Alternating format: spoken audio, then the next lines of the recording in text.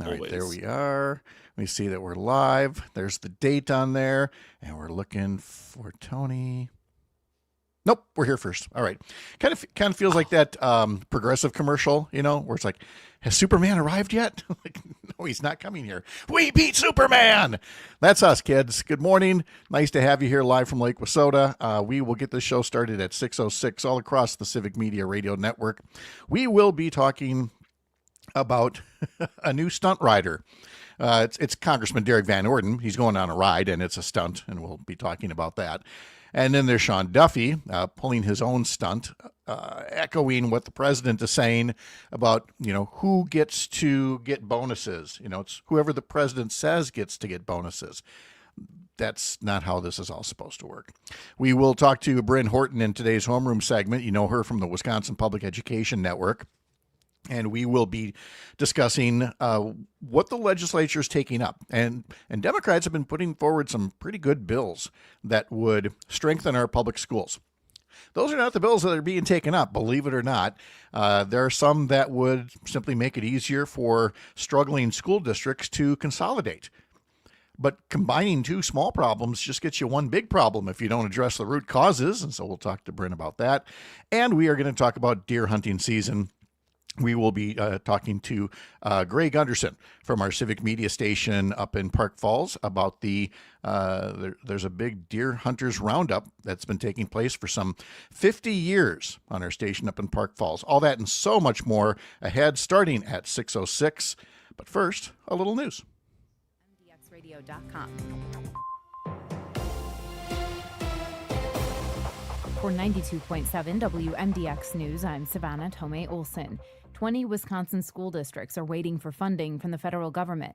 Joanne Krulatz reports. Governor Tony Evers sent a letter to U.S. Department of Education Secretary Linda McMahon demanding that she immediately release federal impact aid payments for 20 school districts across Wisconsin. Schools were supposed to receive the first round of payments in October for federal school funding known as impact aid, which is used by schools for basic operations such as payroll, transportation, programs, and new positions, among other critical areas.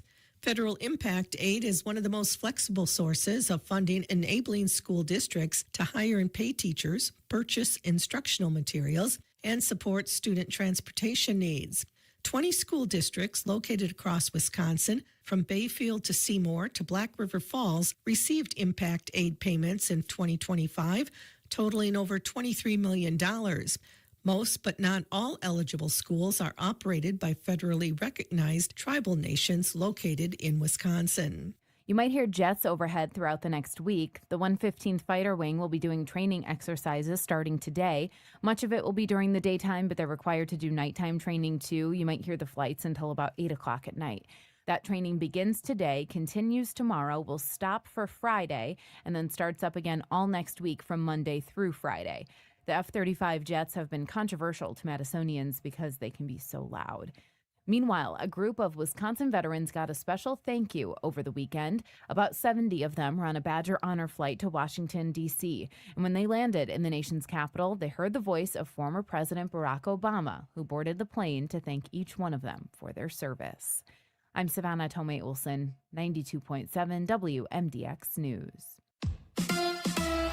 Bucks basketball tonight. Hi, I'm Mike Clemens with sports. NBA, it's the Bucks and the Hornets in Charlotte, North Carolina. The Bucks coming off a win over the Mavericks in Dallas. Men's college basketball, Wisconsin with a win at the Kohl Center, 86-55 over Ball State. The Badgers now 3-0. Baseball, Brewers manager Pat Murphy named National League Manager of the Year for a second year in a row. NFL, the Eagles defense came prepared. Packers running back Josh Jacobs says he could hear the Eagles defenders calling out their plays before they even ran them. 4th and 1, they called out our play. We ran it like 4 times. They called it out. As a runner, it don't never feel good. They called it out. We called our play. They said inside zone. It's coming right here. So I kind of didn't want to run right there, But that's just how I played out. It's not the end of the world, but it's also some problems we got to address. That's the Packers' Josh Jacobs with Sports on Mike Clemens.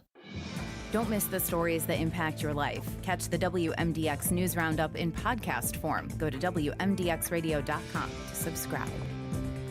Sunny and breezy today. We'll get to around 50 by early this afternoon. The temperatures are going to drop back into the mid-40s by late this afternoon. The wind west gusting to 25 to 30 today. Tonight, partly cloudy. Will drop into the mid to upper 20s. Tomorrow, sunshine, high in the low 50s. I'm meteorologist Sean Cable. Current temp now 37. This portion of John and Gordy brought to you by Verlo. Experience the Verlo mattress difference. For a limited time, purchase a mattress from the V3 collection and get a free upgrade to an adjustable foundation. American-made, locally crafted, right here in Madison. Come shop at Verlo and sleep well tonight. Seems like nobody in America agrees on much of anything these days. But can we agree the federal government shouldn't tax people into poverty? If you work full-time, you should be able to afford your basic needs. Don't you think? We're the patriotic millionaires. We believe your full-time job should cover what it costs to live. We think your first $45,000 of income should be tax-free. And multimillionaires? We should pay more to fund your tax cut. Go to first45taxfree.com to learn more. A working class tax cut paid for by millionaires. That's an idea we can all agree on.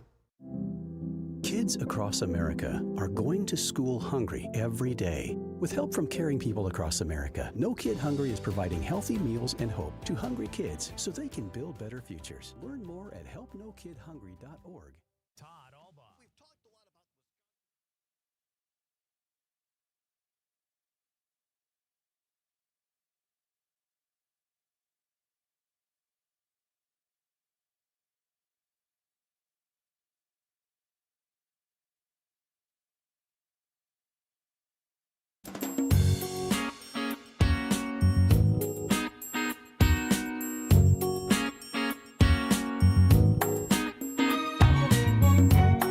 Across Wisconsin on Civic Media, you're listening to Mornings with Pat Kreitlow, powered by Up North News. Now, from our Lake Wissota studio, here's the founding editor of Up North News, Pat Kreitlow. Well, hey there, Wisconsin. Good morning. It is 6:06. It's a Wednesday morning, November 12th, 2025. Another beautiful, bright morning to have you here up north, live from Lake Wissota, from wherever you're spending your mornings listening across the Civic Media Radio Network. However you got here, good to have you here. Like I said, it's a bright morning.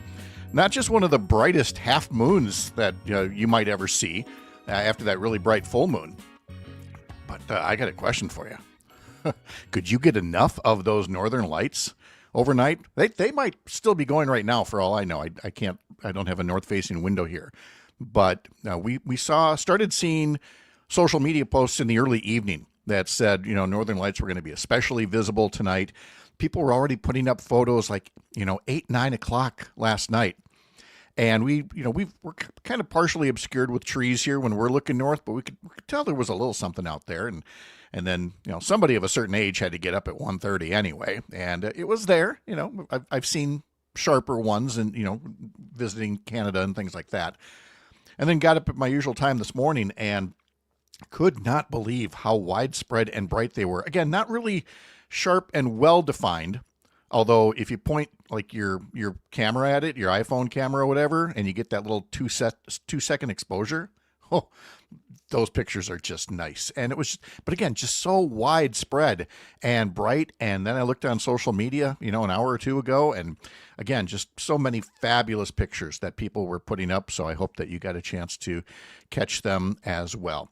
If you did, if you want to entertain us, and maybe we'll put it up on social media, you can certainly use the Civic Media app to send us a text message or to text photos to us, or just call us 855-75-CIVIC. And maybe you're much more of a poet than I am and can describe the the blues and the greens and the pinks that you saw in the sky. Or you can put a comment on Facebook or YouTube, or you can plant a photo there as well and let us know just how pretty it was around by you. Coming up this morning, we're going to talk about Wisconsin's newest stunt rider, Derrick Van Orden. He's a motorcycle rider, and he's pulling a political stunt with it, and we'll talk a bit about that along the way, along with so much more. But first, before we tell you what's up for the rest of the show, let's check in with Parker Olson, who is producing the shindig down in Madison Studio A2. Now, I know that there were places like cities. People were posting from Washington, D.C., they never get the northern lights there, and they were able to see it. So let's see if it got as far down to Madison. Mr. Olson, good morning. Did you see anything? Good morning, Captain Kreitlow. No, I did not see any, mainly because I didn't know. Oh, which okay. I'm upset about. Wait, Because I'm looking in our general chat here at Civica Media, and there are tons there of are pictures tons from of pictures. my area. Yes, from down there, right? Yeah. Yeah, there's a couple in Middleton, a couple in Madison that I'm seeing, and I know where one of these guys lives in Madison, which is like 5 minutes from me, and I didn't see anything, so I'm upset.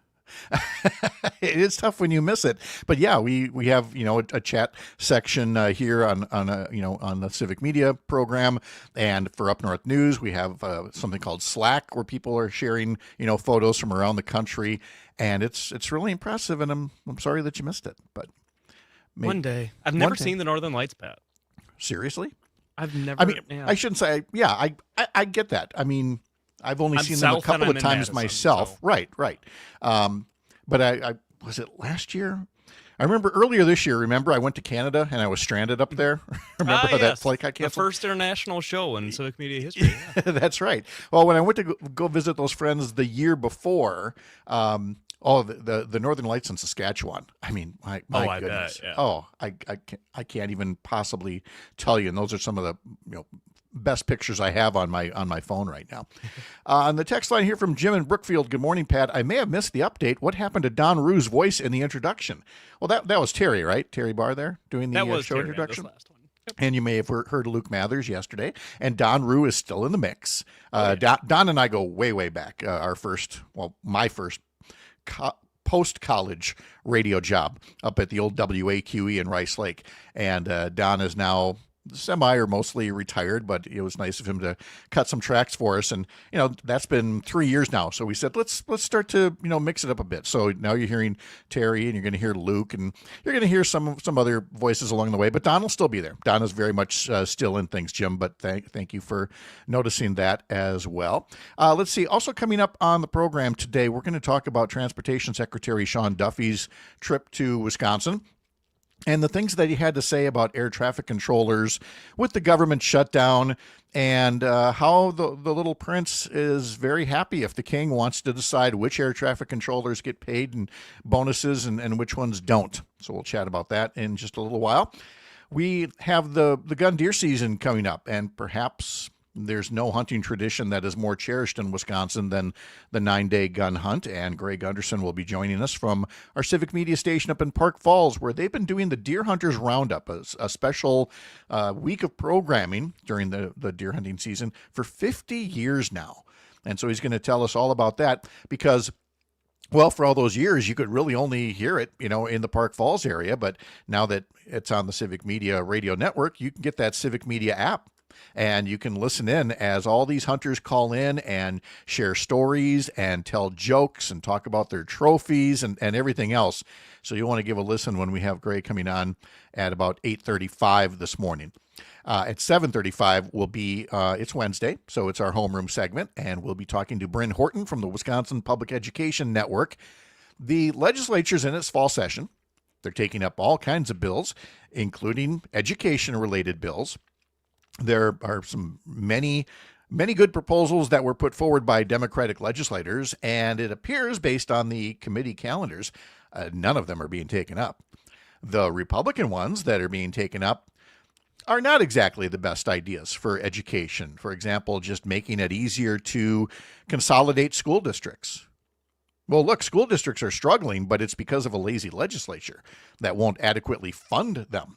If you're simply going to take two struggling school districts and allow them to consolidate or even merge, well, what happens when you combine two small problems and don't do anything else? You just get one big problem. You just get longer school bus rides and things like that. So we'll talk a bit more about what's being considered in the state capitol. Now, look, if you can't stick around for all of this, and that's just the start. We've got Melissa Baldoff with a climate check, Earl Ingram with the What's Going On podcast, sports director Jimmy Kuska will be joining us as well. And so, look, if you can't be here from now until 9 o'clock, here's what you do. You pod this program. You get yourself over to Spotify or Apple, and then you follow us that way as a podcast. That way you can either pick a new time of day to listen more regularly, or you can just listen back at times when you want to hear a particular guest or a particular topic. We would love to have you as a follower that way. Similarly, we'd like to have you as a subscriber to the Up North News Daily newsletter. You can sign up for that over at upnorthnewswi.com, and I'm just pulling up what Ellie Bordeaux has put together for us, because Ellie will be joining us as well less than an hour from now. Oh, she is still putting up photos that people are sending in. These are not Northern Lights. These are fall colors, which, again, almost as brilliant as the Northern Lights when you talk about colors that you can see in Wisconsin just by looking up. Let's see. She's also got the latest in her civic check-ins, talking about democracy and the dangers to it, including, looking for the telltale shifts toward fascism, which, again, nobody comes out and says, hey, I'm fascist. In the same way that nobody comes right up and says, hey, I'm racist. Hey, I'm a misogynist. And it doesn't work that way. People say the things that they say. They do the things that they do. And it's up to all of us to look at that and weigh what they're saying and doing and saying, that's racist. that's sexist. That's bigoted.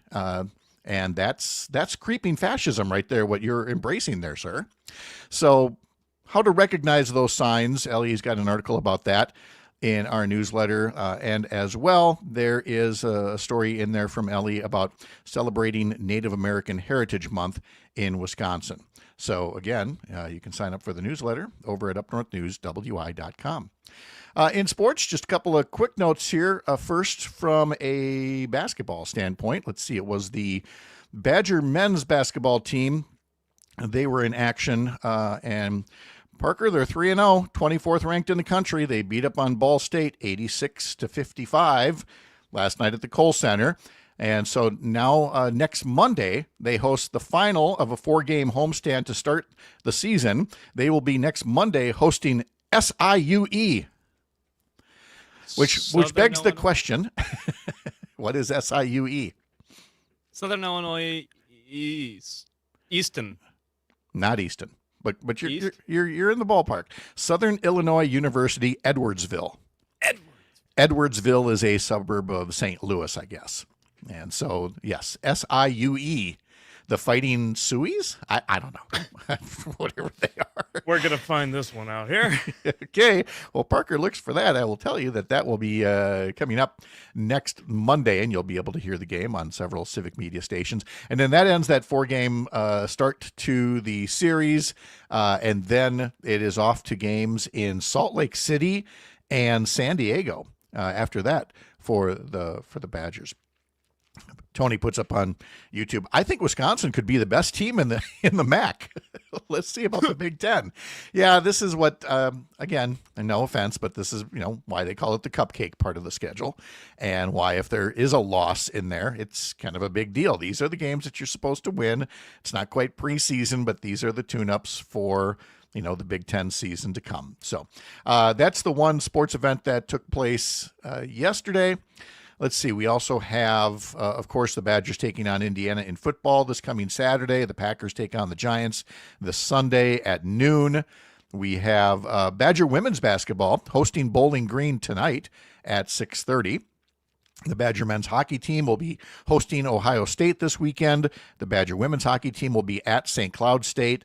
Badger women's volleyball will be at Michigan State this coming weekend. And the Bucks will be in Charlotte tonight. And then again on Friday, they will play Charlotte at home in the NBA Cup. Anyway, here's the other sports story we really want to get into. Pat Murphy, manager of the year for the second year in a row. Congratulations, Grumpy, as my wife calls him. Because whenever they do the cutaway, no, he's a sweetheart. He's a wonderful guy. But every time they do the cutaway during the game, she'll be like, hi, Grumpy. Because there he is, unless he's munching on a pocket pancake or something like that. It's rare he doesn't look grumpy. It is, and yet he gets it done. And Kurt Hogg from the Journal-Sentinel has a long article in this morning's newspaper all about the many things that he does that won him that honor. Too many to list here, from the morale to the bullpen management, the starting pitchers, the game time decisions, the rookies that he fought for to make the roster, and so much more. And it's all well-deserved. And yeah, obviously we want to get even deeper in the playoffs here, but that was well-deserved by Pat Murphy. And related to the Brewers, Pat Murphy's not the only one who won Manager of the Year 2 years in a row. Stephen Vogt from the Cleveland Guardians, former Brewers catcher and overall nice guy, won AL Manager of the Year for the second year in a row.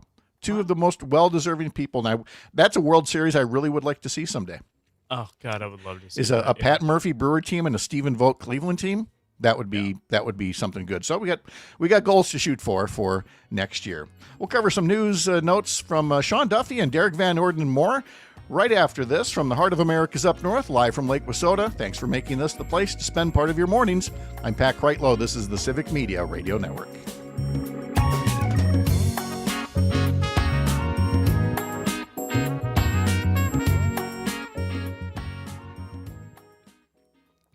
I'm pretty sure Tony would have to call in sick for the entire week. I was going to say, I think that would eat Tony alive. Yeah. Having those two play each other. Yeah. No, he says Cleveland would blow a 3-1 lead, and I would cry. Well, yeah, that is the risk that you take. Or the Brewers would go up 3-1 and somehow go to a Game 7. Yeah, it could go either way. Oh. So true. All right. Don't you love sports? Sports, yep. Lives to break your heart. Price. So gather with friends as you sit down to eat, grateful for all who made Thanksgiving complete. With curbside pickup available and the lowest prices for over 30 years, you'll always find what you love and love what you find. Only at Total Wine & More. Drink responsibly, B21.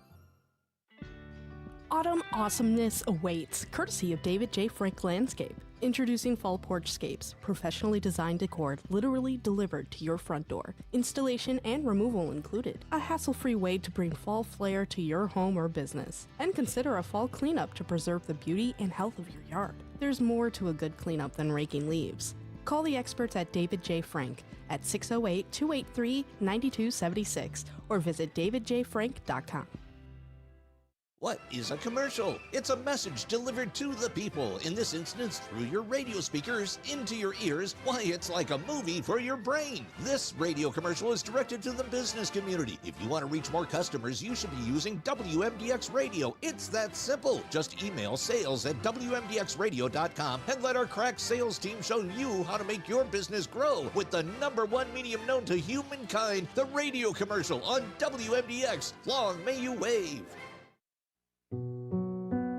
As a fellow military veteran, I relied on my team to get through very difficult missions. We had each other's back and supported our teammates through thick and thin. If you find yourself struggling to make it another day or know someone who is, reach out. Support is at reachout.com.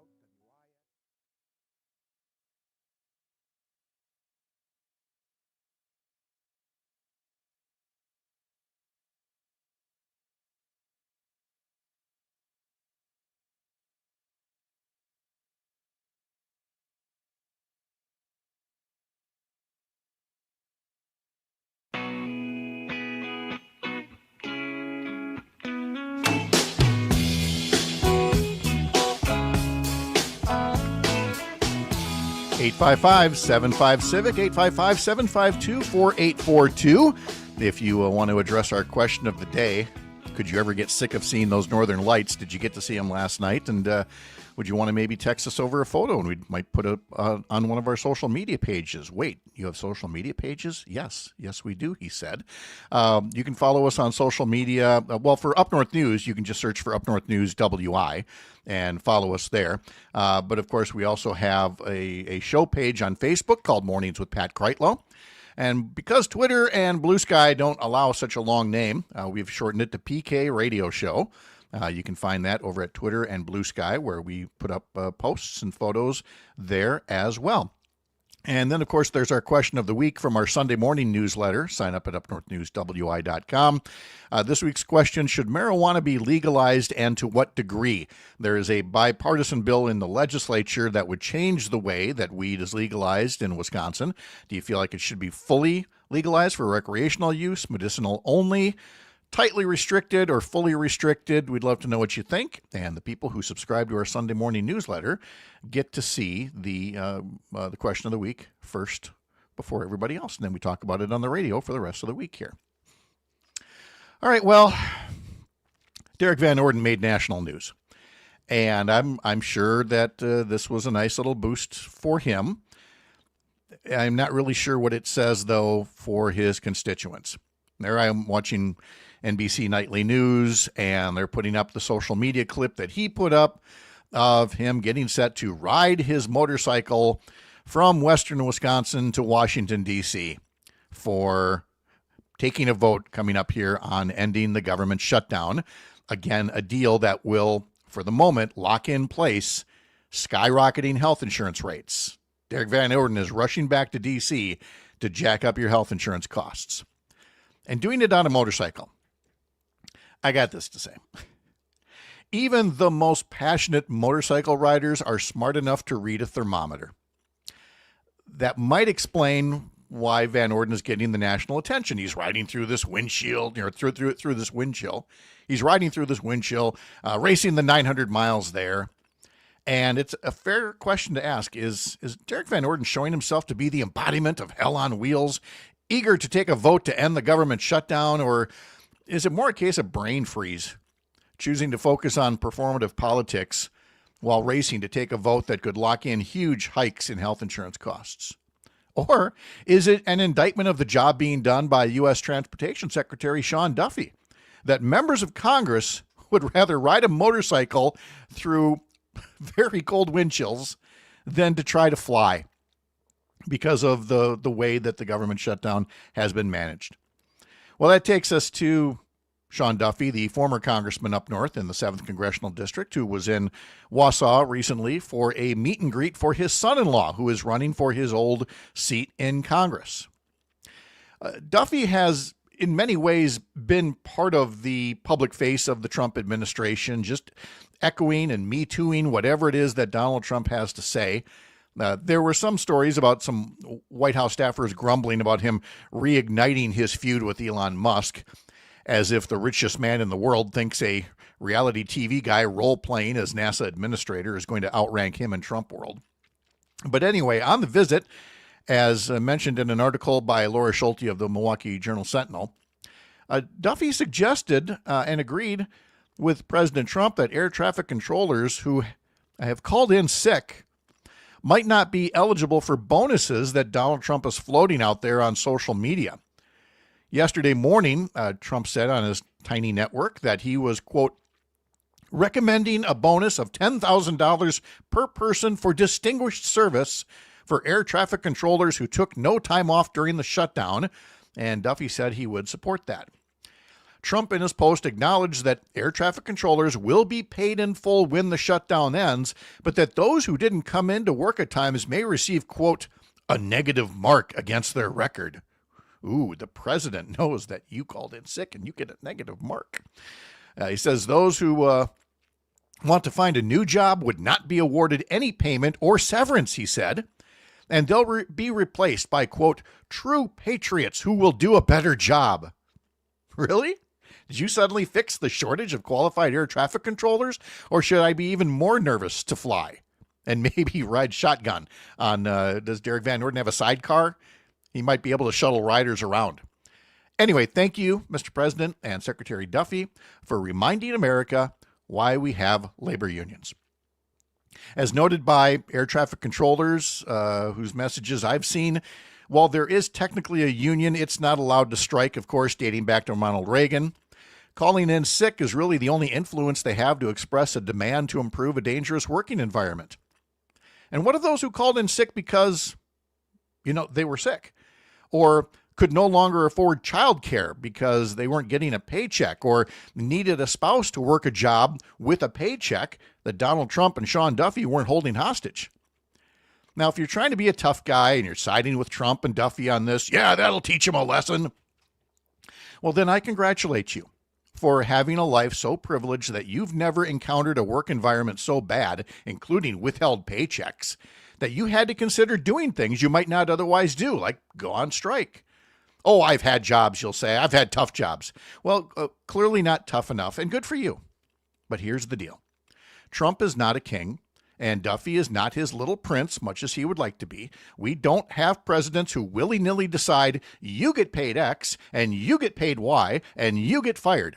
As much as Donald Trump wants to, again, role play like he's on The Apprentice, He doesn't get to fire rank and file air traffic controllers individually or decide which ones get bonuses. We don't live in that kind of third world country, at least not before this year's Banana Republic took over. When we come back, we're going to have today's history lesson. We're going to learn the real origin behind the Buffalo Springfield song For What It's Worth. And as we look at things that happened on this day in history, I'm going to tell you about the Oregon whale incident. That's all coming up, along with so much more between now and 9 o'clock. Thanks for tuning in. Live from the lake, I'm Pat Kreitlow. This is the Civic Media Radio Network.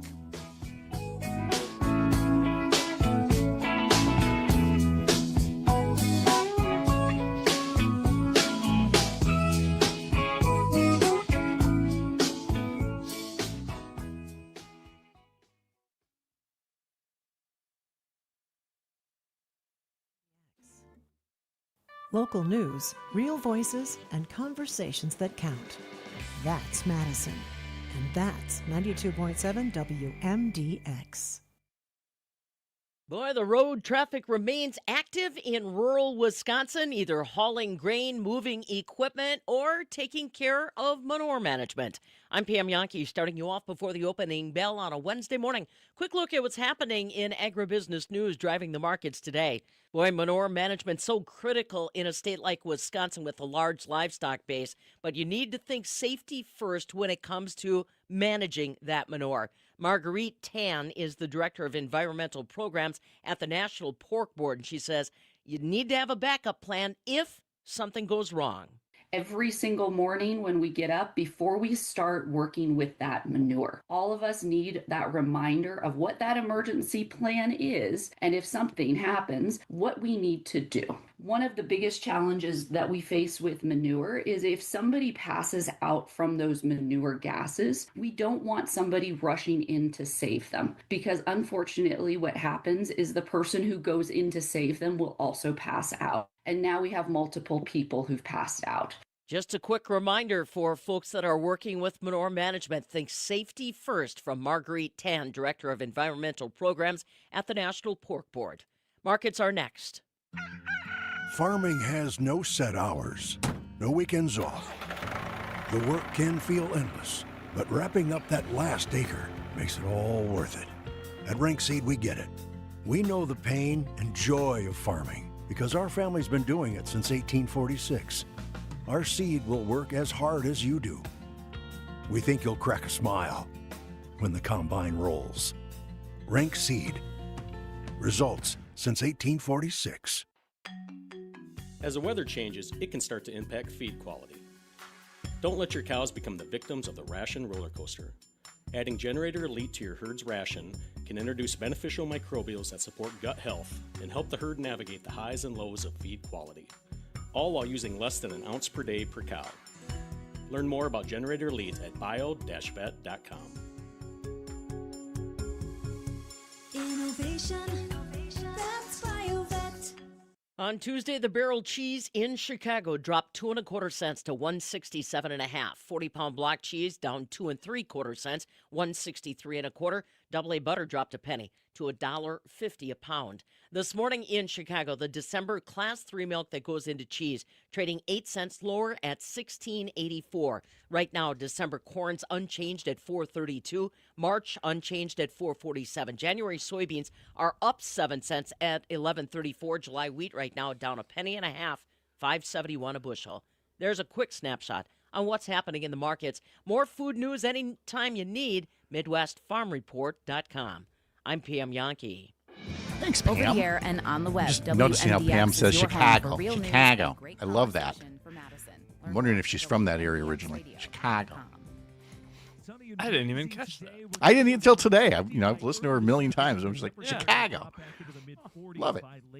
I'm going to have to listen for that. Gusting to 25 to 30 today. Tonight, partly cloudy. We'll drop into the mid to upper 20s tomorrow. Sunshine, high in the low 50s. I'm meteorologist Sean Cable. Current temp now 37. Black Friday? You mean like one day? How about Black Friday all month long at Verlo? During the entire month of November, you can save hundreds on mattresses and adjustable bases. Plus, save big on pillows, mattress protectors, and sheets. And just because you're saving big, we don't skimp on our lifetime comfort guarantee on every mattress that's made locally just for you. Mattress prices are falling a lot, and so is Maddie. It's the Black Friday event, only at Verlo.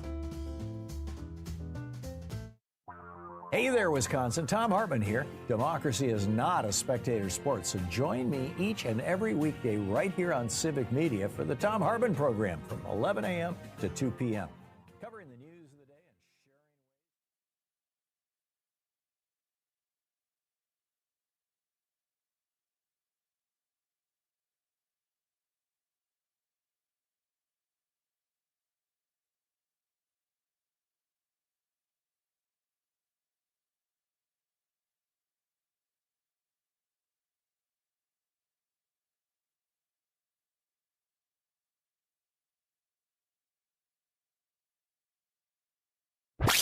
It's time once again for today's history lesson on Mornings with Pat Kreitlow. To all who come to this happy place, welcome. Ladies and gentlemen, the Beatles. It's one small step for man. Well, I'm not a crook. Do you believe in miracles? Yes! You know, this depression is going to be so great. We'll be the ones eating the cats and the dogs. That's going to be fun. Once again, it is time to take another revealing peek back into history.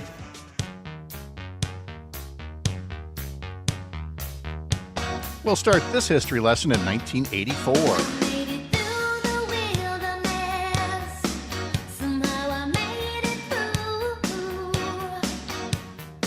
Yes, this would be the Material Girl herself, who we did not call the Material Girl right away, but we would shortly thereafter, because it was on this day in 1984 that Madonna released her second studio album, Like a Virgin, and it would become her first #1 on the album chart. It was produced by Nile Rodgers, and along with the title track came the singles Dress You Up, Get Into the Groove, and Material Girl, moniker that stuck to this day.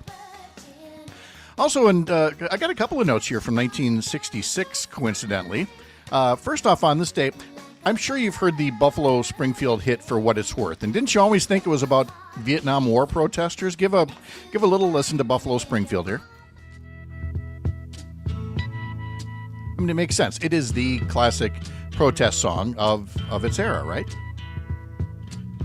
There's something happening here. Well, it wasn't quite a Vietnam War protest. It was on this day in 1966 that teenagers in LA on the Sunset Strip were protesting a curfew, and they were getting beat up by police. And it inspired Stephen Stills to write the hit for Buffalo Springfield, For What It's Worth. So a protest song, but just not exactly the kind of protest that inspired the song. On that same day in 1966, the #1 song was by Johnny Rivers. Welcome back, baby, to the post side of town. To him, you were nothing. Also on the same day, 1966, astronaut Buzz Aldrin. Now, he wouldn't walk on the moon for another 3 years. This was part of the Gemini program. Buzz Aldrin took the first space selfie, a photo of himself on a spacewalk outside of his Gemini 12 capsule. By the way, Buzz Aldrin is now 95 years old. Still with us, would walk on the moon less than 3 years later. Now we're going to run way up to 1983 now, when Lionel Richie hit the very top of the Billboard Hot 100.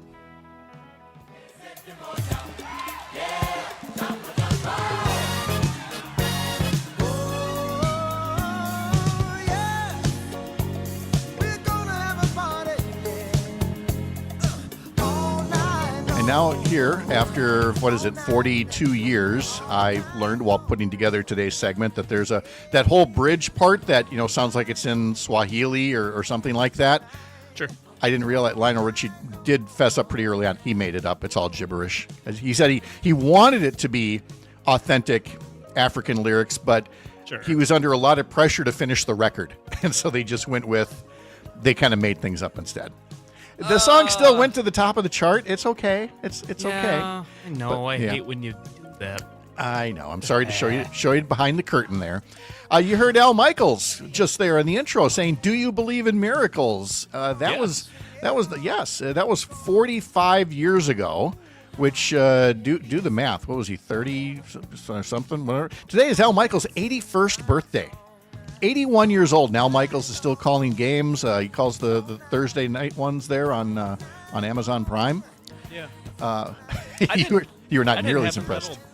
Well, I just didn't have him as that old. I didn't realize he was that old. Yeah. Well, he's making good money. He can take pretty good care of himself, and he started as one of the youngest play-by-play guys. I want to say for the Cincinnati Reds, but he's been at this for a very long time, and at a very young age was thrust into roles on network TV, and including, of course, what you hear there, the Miracle on Ice game from the 1980 Olympics in Lake Placid, when the U.S. hockey team upset the heavily favored Soviet Union.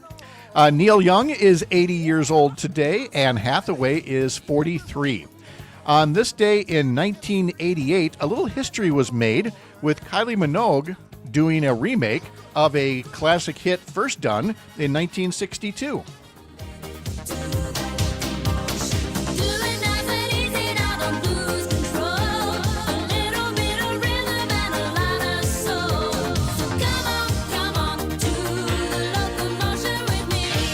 So Kylie Minogue went to number 3 on the charts with that song, but it then meant that song, The Locomotion, became a hit near the top of the charts in 3 different versions. First time that had happened. Little Eva did the first version in 1962, and then my own favorite is Grand Funk Railroad did their cover in 1974.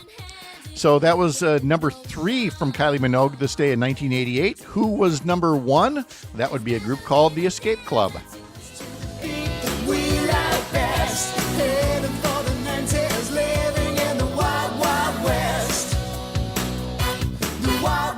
I get a kick out of it now. We're so many years past the turn of the millennium, but you heard there the lyrics, heading for the 90s, and you had Prince doing 1999, and there was all this anticipation, like we're coming to the end of the 20th century. It's going to be a new millennium, and now I kind of wish I could go back and go, guys, it was no big deal. We just, things just kind of kept happening.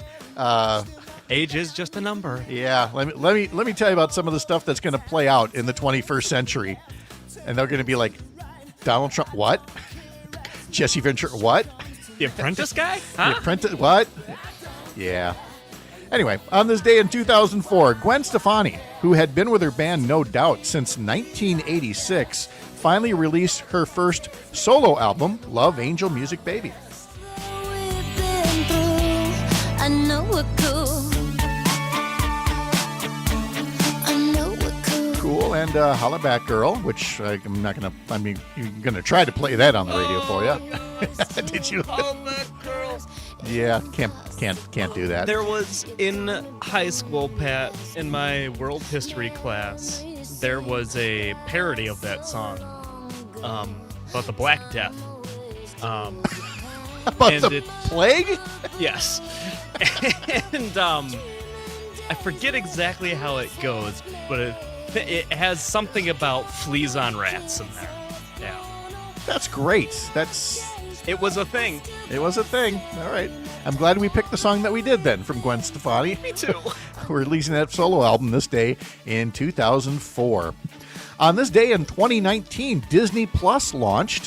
One of its first big hits also debuted, the Star Wars franchise series, The Mandalorian. You watch that? Great show. You do? Okay. I've never seen an episode, and I like the Star Wars movies. I've seen the movies, but I don't think I've watched any of the TV show spin-offs, prequels, sequels, anything like that. Okay, I would. What's the other one? The big one from like last year? Is it Andor? Andor. I strongly encourage you to watch that, Pat. Okay.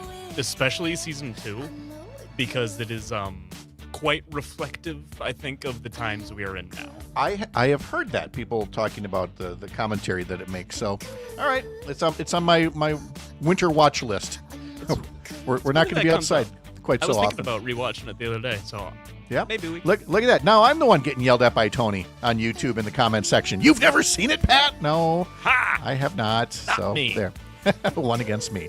That was, and Tony's adamant. He's like, you need to watch them both this weekend. Okay, maybe I will. We'll see. Let's see. That was 2019. On this day in 2020, the Sony PlayStation 5 was released. Near as I can tell, that's still the one that is being sold and used today, right? The PS5. Look at that. I almost know what's going on with the kids and their video games, he said over here playing Pong. All right, one more birthday to share with you. Booker T. Jones of Booker T. and the MGs turns 81 years old today. Here's his 1962 hit, Green Onions.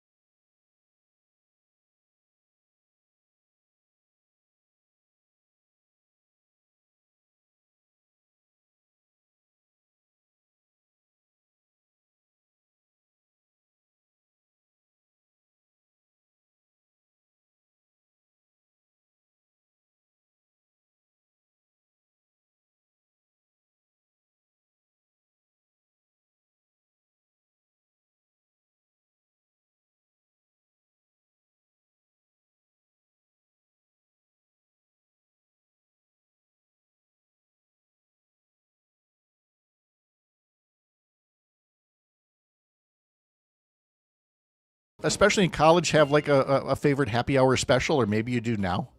I mean, not everybody does, but I do. So I thought I'd ask if you did. I'm a big Captain and Coke kind of guy. Okay. So anybody with a happy hour special on Captain and Coke?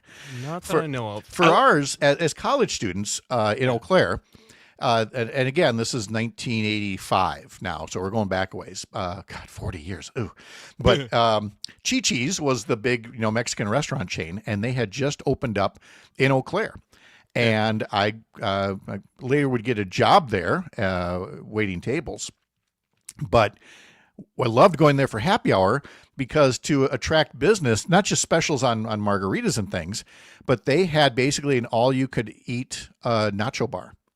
Oh. And so you'd load up on tortilla chips, and then not just salsa, but there was a lot of rice, a lot of beans. I think there was like chicken or ground beef that went. So one day a week, Sherry and I ate like kings because we had no money at that point in our college career until I started waiting tables to pay off the drinks that I was buying during happy hour. So. Good morning, everybody. Enjoy that happy hour. Luke Mathers is asking on the text line, does the Nitty's 10 p.m. power hour count? I believe it does. Happy hour can be any time of day. Well, in Whitewater, to bring in a lot of business, they do all you can drink for like $12. Ooh. Yeah, in college we had a place that had 10-cent taps. You're not going to get that anymore, but No. you can do a lot of damage with $1. Yes, you can. We will have Ellie Bordeaux, our newsletter editor at Up North News, coming up after the news. I'm Pat Kreitlow. This is the Civic Media Radio Network.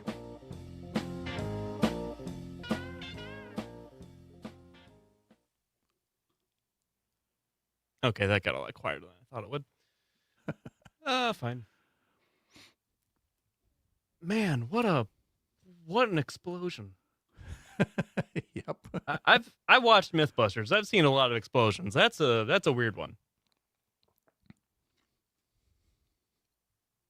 4077 is their number. They offer fast and flexible appointments. Talk to Jim or Sarah. They're helping people change their lives with better hearing. Get a free hearing test online at MadisonHearingAidCenter.com. That's MadisonHearingAidCenter.com. 4706 Cottage Grove Road in Madison. Tell them John and Gordy sent you. Looking to grow a career? David J. Frank Landscaping is hiring. Enjoy competitive wages, opportunities for professional growth, and a supportive team environment. No experience necessary. Yes, David J. Frank provides paid training. Enjoy the benefits of working at one of the top green industry companies in the country. If you're just looking to make some money on the side, David J. Frank is also hiring for snow removal. Call 608-283-9276 or visit davidjfrank.com/jobs and see if this is the team for you. Hey, honey, how was your day? Yours? Pretty good. Guess what? The boss asked me to find a place for the holiday party this year. Oh, I know a place that'd be just... Yes, right here. We think so alike. No, we can wait, put some wait. effects. No, not what? our house. Sugar River Pizza. You you already told them they could be here, didn't you? Yeah, I'm well- sure you thought catering from Sugar River would be just fine. Sure. Yeah, but you've seen that huge room in the back of the Sugar River Pizza at their Sun Prairie location. Yes. It's ideal for a holiday party. Well, yes. Fabulous pizza, that pulled pork you love, pasta, soup, sandwiches. Yeah. Anyone can get exactly what they want. And it's better than your meatloaf. Well, Wait, let me wait, call what- them. what'd you just say? You said you like my meatloaf. I did. No, Sugar River Pizza in Sun Prairie. That is a great idea. You're brilliant. Thanks, hon. Plan your next office or holiday party with Sugar River Pizza in Sun Prairie. Get to sugarriverpizza.com/catering to book today. What exactly is wrong with my meatloaf? I like it. Most of the time, Wait, it's pretty good. most of the time? Well, Pretty yeah, good? Kind of, yeah. Today's job market is full of demand for skilled trade workers. Electricians, welders, mechanics, these and other trades are the backbone of every community. They're also a huge part in making sure the Army National Guard is always fulfilling its mission of service to our country and communities. Soldiers train to keep the power flowing, engines running, and supplies moving. The skilled trades these soldiers perform are the same ones needed in today's civilian workforce. Army National Guard soldiers are on the fast track to learning skills that can set them up for success at home with companies looking to hire the best. With options from plumber to helicopter mechanic and everything in between, soldiers are able to select the trades that best fit their lives. Their resumes are being built through their paid training and part-time service.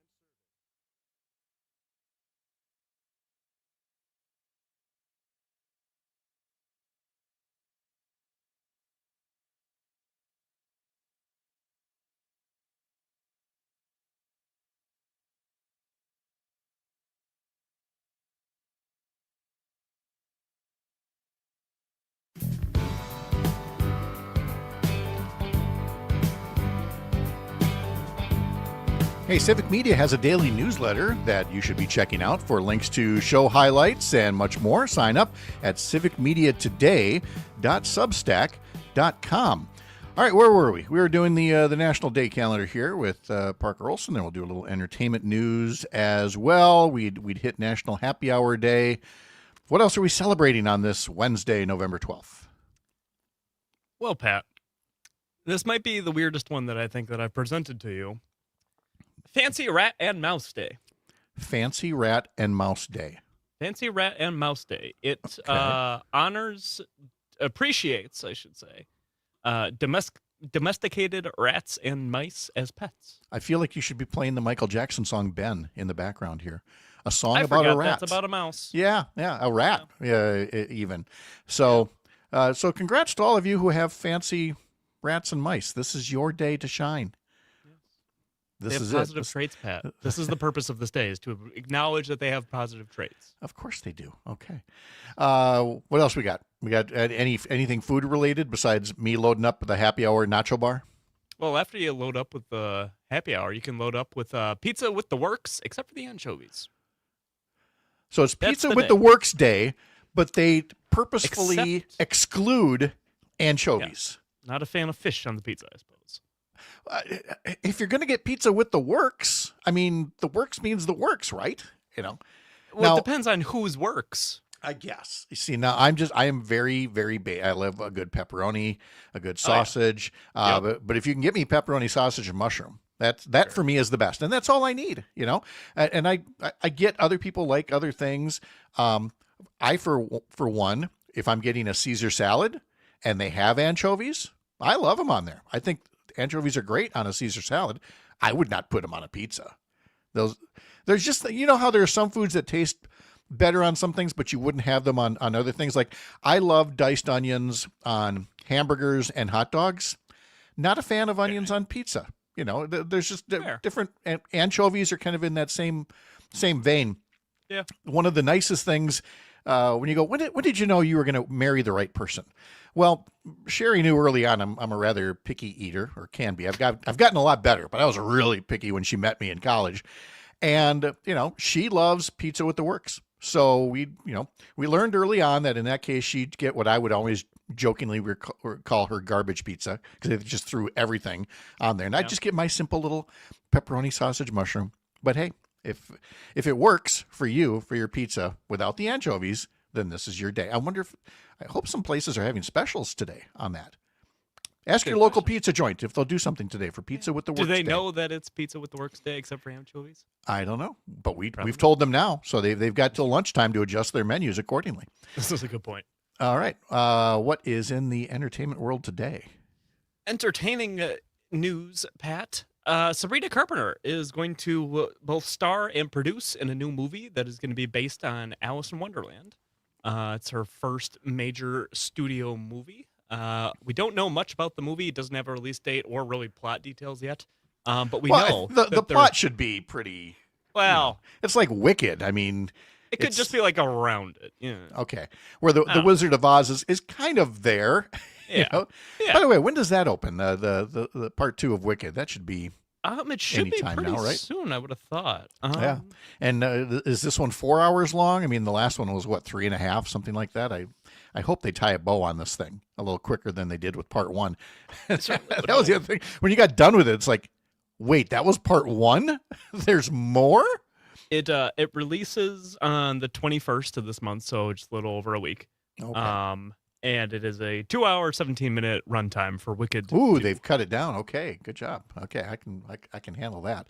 So Sabrina Carpenter is Allison. That would make sense, I guess. You know, kind of played a type on that one. All right. What did you see Jimmy Kimmel's last night, or at least his monologue? I mean, Jimmy Kimmel is not shy about tearing up, and obviously did at the loss of his band leader and his childhood friend, Cleto Escobedo, saxophonist that he's known since like the age of 9, something like that. Yeah, they grew up across the street from each other. They were really good friends. Yeah, he noted that that he had been treated recently at the UCLA Medical Center in Los Angeles, but an exact cause of death wasn't said. But they when you see something like that, you really see the depth of friendship in show business. Mm-hmm. It's really very telling, and it was really something. Jimmy Kimmel didn't have to come out there and tearfully eulogize his friend and band leader, but did, and it's one of those things that fans of his show really likes. That this is he's one of the most human people on TV today. Absolutely. You know what you get with him, and what exactly he thinks, and he's funny naturally, and he's emotional naturally, as the case may be. All right. Any other entertaining things to pass along? We have Antonio Brown. If you remember him from being a football player, a wide receiver, most notably with the Steelers. After running off the field after taking his pads off during a game once, he's kind of gone off the rails. He is currently facing trial for an alleged shooting, which he says he was acting in self-defense. He's pleading not guilty after, I believe, he was in the UAE, I think, for a while and then got extradited back. Very weird situation there.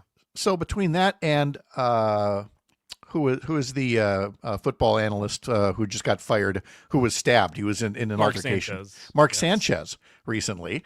And then you had the member of the Dallas Cowboys who recently lost his life to suicide.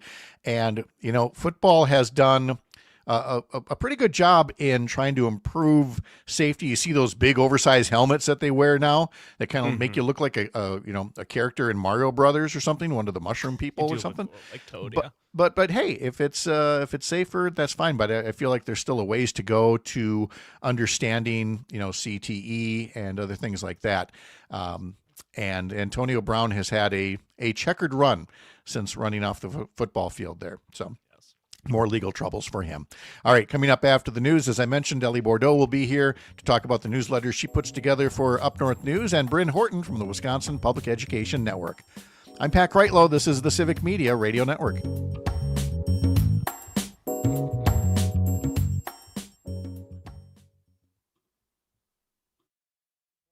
WMDX Columbus, Madison's home for real news and great conversation. A Civic Media station.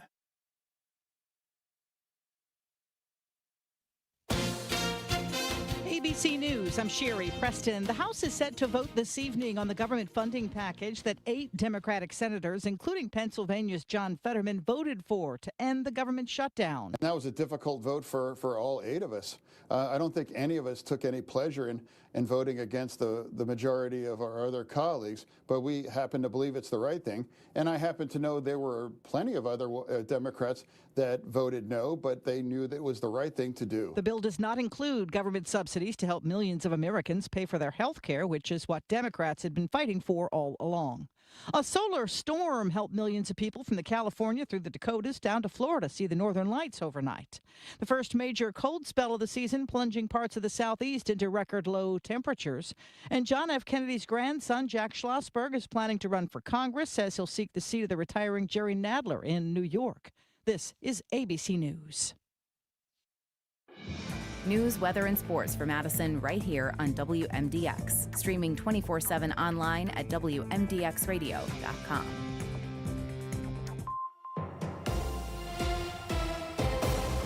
For 92.7 WMDX News, I'm Savannah Tomei-Olson. 20 Wisconsin school districts are waiting for funding from the federal government. Joanne Krulatz reports. Governor Tony Evers sent a letter to U.S. Department of Education Secretary Linda McMahon demanding that she immediately release federal impact aid payments for 20 school districts across Wisconsin. Schools were supposed to receive the first round of payments in October for federal school funding known as impact aid, which is used by schools for basic operations such as payroll, transportation, programs, and new positions, among other critical areas. Federal impact aid is one of the most flexible sources of funding, enabling school districts to hire and pay teachers, purchase instructional materials, and support student transportation needs. 20 school districts located across Wisconsin, from Bayfield to Seymour to Black River Falls, received impact aid payments in 2025, totaling over $23 million. Most, but not all, eligible schools are operated by federally recognized tribal nations located in Wisconsin. You might hear jets overhead throughout the next week. The 115th Fighter Wing will be doing training exercises starting today. Much of it will be during the daytime, but they're required to do nighttime training too. You might hear the flights until about 8 o'clock at night. That training begins today, continues tomorrow, will stop for Friday, and then starts up again all next week from Monday through Friday. The F-35 jets have been controversial to Madisonians because they can be so loud.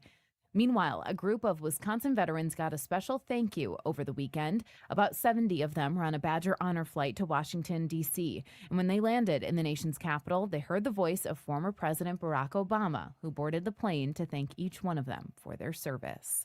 I'm Savannah Tomei-Olson, 92.7 WMDX News. Murph does it again. Hi, I'm Mike Clemens with sports, baseball. The Brewers' Pat Murphy named National League Manager of the Year for a second year in a row. Well, I think it's a statement for the Milwaukee Brewers, from ownership to the ivory tower to our coaching staff. It's an organizational award, and I'm very pleased to be part of this organization. He's only the fourth manager to ever win in back-to-back seasons. Bucks basketball tonight. They're in Charlotte to take on the Hornets. College hoops, Wisconsin with a win over Ball State, 86-55. NFL, the Packers back at work after losing to the Eagles. Center Elton Jenkins now on injured reserve after suffering a fractured fibula Monday night. Last week, it was Tucker Kraft and the ACL. Could these injuries become an issue? We're not going to let it. I think the frustration is just that we haven't figured it out yet. We definitely come into every game with the confidence. We just got to find a way to execute as well. That's Packers wide receiver Christian Watson with Sports on Mike Clemens. Parallel parking in Madison? Impossible. All right. How's Ellie today? I'm great. How are you guys? Good. What'd you do with your day off? Just kind of hung out. I'm dog sitting for my boyfriend's family right now, so I Oh. walked the dog for a while, just kind of hung out. It was good. All right. What kind of dog? He is a doodle mix of sorts. All right. Sounds good. All right. Got the notes here. Anything else you want to throw in, or are we good to go? No, I think we're good. All right. We're gonna start with a little food and cooking here first. Sweet. With Parker before we fold you in, and we'll get going in about just over a minute. Cool. Well, tonight. Nightlight with Pete Schwaba. We have Emerson Lehman in the studio. I don't get excited about gardening. My wife will say, "Oh, it's going to be gorgeous this weekend. We should work in the yard." I'm like, why would we penalize ourselves for having beautiful weather by going outside? My dad, I went home to visit one summer. My dad's out moving rocks.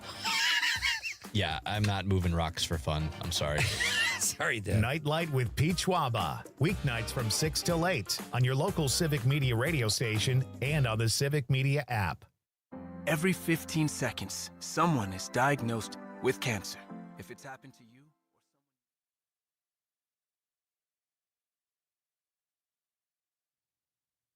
20 seconds until we're back.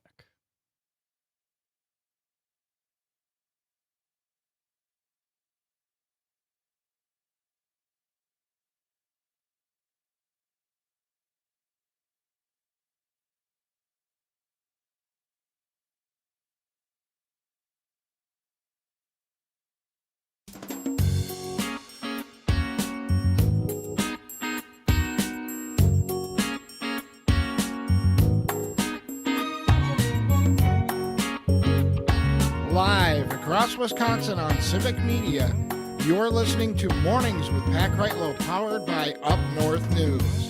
Now, from our Lake Wissota studio, here is the founding editor of Up North News, Pat Kreitlow. Thank you, Don Rue. Told you he was still in the rotation here. Hey, good morning, 7:06. Nice to have you back up north here on a Wednesday morning, November 12th. Parker Olson producing things down in Madison Studio A2. Ellie Bordeaux standing by. Our newsletter editor at Up North News. Sign up at upnorthnewswi.com. And then in our next hour, we're going to be talking to Greg Gunderson with our Civic Media station up in Park Falls. The gun deer season opens up this weekend. And the Deer Hunters Roundup has been a staple of programming up at that radio station for more than 50 years now, of hunters calling in throughout the season and sharing stories and making each other laugh and talking and giving each other tips. And so that's all coming up in our next hour. If you can't stick around, you should follow the show as a podcast. Head over to Spotify, Apple, wherever you get your podcasts, and follow us along, either live here or listen on demand when the spirit moves you. Parker, I was getting creamer out for the coffee and taking a look at lunch because, well, my breakfast a little earlier than most people, so is lunch. And last night's creation was chicken pot pie soup. So it's not quite chicken pot pie because that's kind of more like a gravy filling, but this is more of a kind of a creamy soup with all the chicken pot pie ingredients. And everybody knows I'm in a cult, the cult of Instapot. But you can make it in a crock pot as well. But I love that pressure cooker. And then you take you can either get puff pastries, or you can I go the easy way, get the Pillsbury biscuits that kind of come off in like layers. Then you put those layers along the top to kind of emulate a chicken pot pie. Yeah, that's good eating right there, kids. I mess with that. I know. We always do this to folks. They're busy having breakfast, and I'm already talking about lunch over here. But that is the life of an early riser. Yeah. What time do you eat lunch, Pat? If I could, 9:01, but most of the time a little after 10. Okay. I'm usually around like 10:30, 10:45. Yeah. I mean, it checks out. That's just the way things roll here. So, all right, let's check in now with the pride of Oconomowoc, Ellie Bordeaux, newsletter editor at Up North News. Ellie, any kitchen creations you've made lately that you want to share? I made some nachos on Monday for the Packer game. Yes. All you can eat nachos, Pat. Yes. That's right. But I can't say I've ever had chicken pot pie soup. I'd nor never does it heard of it. necessarily. Is Yeah. that something Not I tripping want to your try? No offense to you, Pat. No, But no. I'd never heard of it until last weekend when we were at a family function, and somebody brought that along, and we tried it, and we're like, "This is really good. I'm gonna try to make this." And yeah, it was kind of surprising. So Fair enough. there's our new thing there. We're always talking about food here, and Ellie jumps in on the act as well as anybody. We're going to cover two different foods here, and what do we call it? Our locals love on Fridays. Yes, our locals love section at the newsletter on Fridays. So this past week, we looked at cheese curds, which Yes. we know can be quite the discussion in Wisconsin. And this isn't going to be the only time we talk about cheese curds in my newsletter for sure. There will be more. But Okay. for now, we had some people write in. One of the most interesting to me was the Quick Trip in Turtle Lake. Someone was felt very strongly about those cheese curds. They said, strangely enough, the Quick Trip in Turtle Lake has exceptional cheese curds. The seasoning and the breading is perfectly balanced, as is the ratio of curd to coating, which I think is very important. I like the breakdown. I like the breakdown of that. Right. I don't know all the options in Turtle Lake for cheese curds, and so there might be some other places going, hey, what about us? Right. Who knows what they're making at the casino there? But at least you know if you go by the Quick Trip, you got an option, right? Yeah, exactly. I mean, Quick Trip is a great option. Who knows? Did all the answers change your thinking at all as far as whether you prefer to get yours fresh and squeaky or deep fried? I would say I can't make a decision on that right now. You I don't love them have both, to. Yeah, you can honestly. love them both. It's I kind of as the kids prefer- say, 6-7. Did I do that right? Yeah. I have no idea. Actually, nobody knows if you did it right. Although I think I made Parker throw up a little bit over there. So I did not he get that from you. loves when I skew so young and hip. That's it. Yeah. All right, maybe we should move on from cheese curds. What are you looking ahead to? What are we all going to fight about this Friday? This Friday, we are looking at ice cream shops. So even though the weather is cooling down and it's getting cold, I personally don't think there's ever a bad time for ice cream. I There have is ice not. cream almost every night after dinner. It's like my favorite sweet treat. Go to Culver's, do all that. So I want to hear about all the best ice cream shops. I think it's very important, especially in the dairy state. Ice cream is still important too. Cheese curds is our thing, but ice cream is still important. So that's what we're looking at. I've already gotten so many responses. People are also very passionate about this for sure. So keep sending them in. I would love to feature them. Send photos, all that. We did give a little tease of it. Was it yesterday, Parker? You're talking about your love for the Turtle Sunday. Yeah, it was And, National Sunday Day. Oh, that's right. It was Sunday, National Sunday Day on a Tuesday. Yeah. And yeah, people big fans of the turtle. I said mine was, hot fudge and bananas. I don't get a lot of Sundays, to be honest, because I blame Dairy Queen for this. Ever since they invented the Blizzard, and you can throw like 3 pounds of candy into an ice cream treat, it kind of takes away the magic of the Sunday. But again, your favorite ice cream shop might be, your local Dairy Queen or Culver's or something like that. But if you've got something local, like in Chippewa Falls here, we have Olson's ice cream that a lot of folks swear by. We had people yesterday cast votes for the chocolate shop in Madison.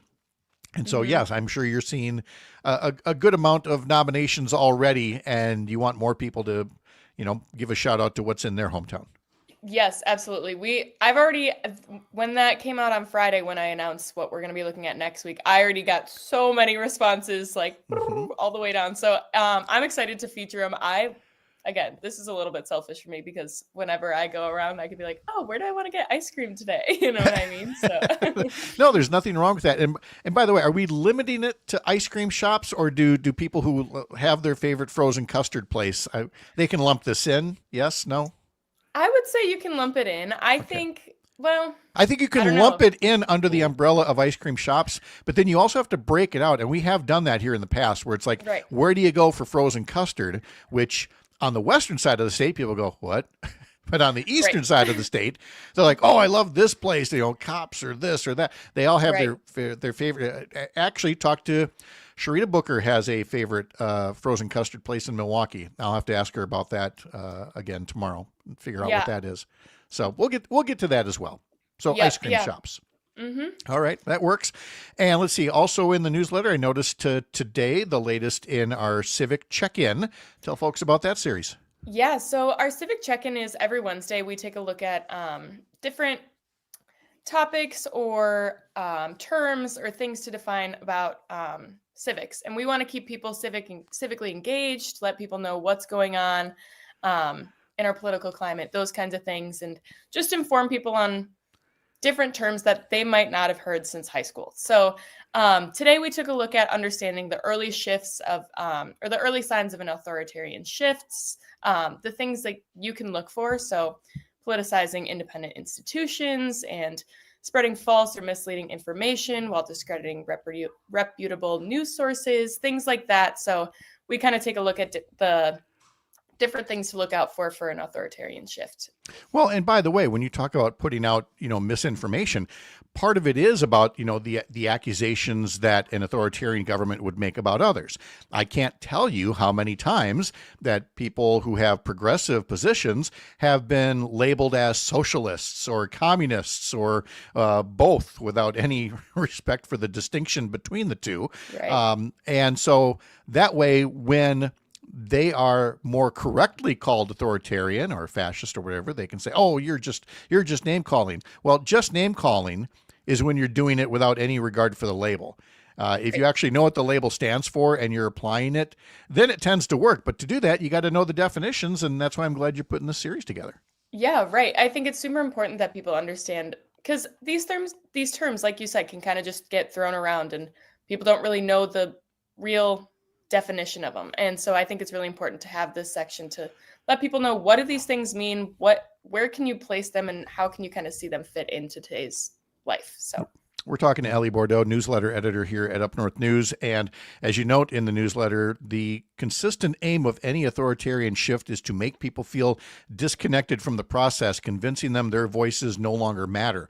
Because then things go in one of two different directions. Either they just stop voting, which allows others who support the authoritarian to show up and win elections, or they become so discouraged by the system that they embrace people who they think will be, radically different and new. We've got to blow up the whole system. And, a lot of people think they see that in Donald Trump and then come to realize, he's not here to blow up the system. He's here to enrich himself from the system.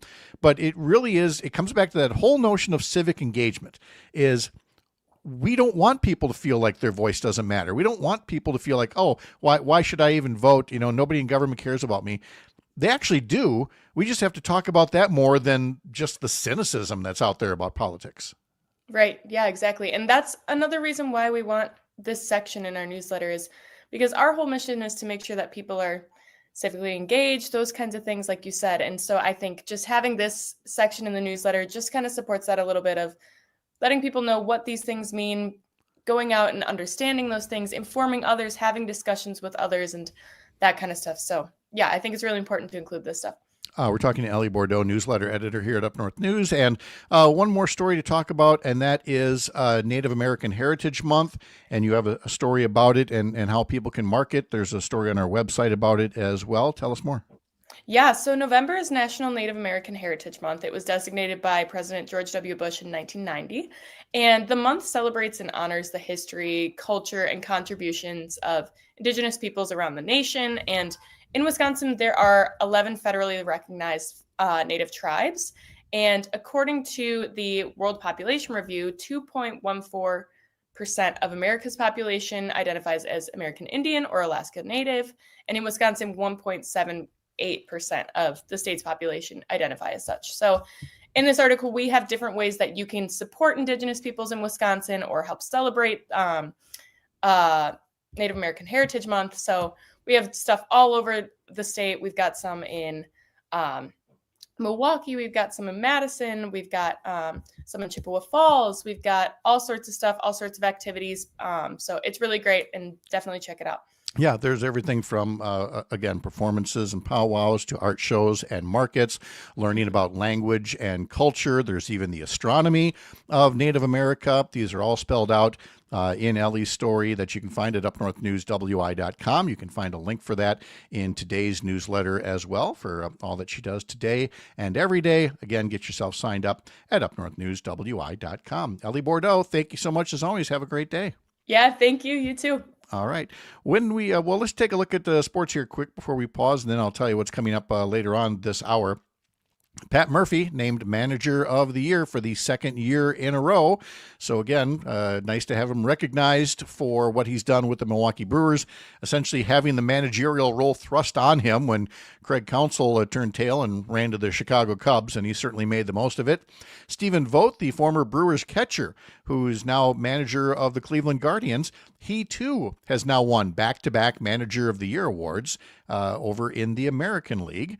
And let's see, we also have in sports, the Milwaukee Bucks are playing tonight at Charlotte, and then they're back home Friday night to play Charlotte in the NBA Cup. Parker, where's your cheer? There we go. Boy, we're really selling that NBA Cup. The Bucks are going to play Charlotte. That's all you need to know. Brent Horton from the Wisconsin Public Education Network is coming up in 15 minutes. I'm Pat Kreitlow. This is the Civic Media Radio Network.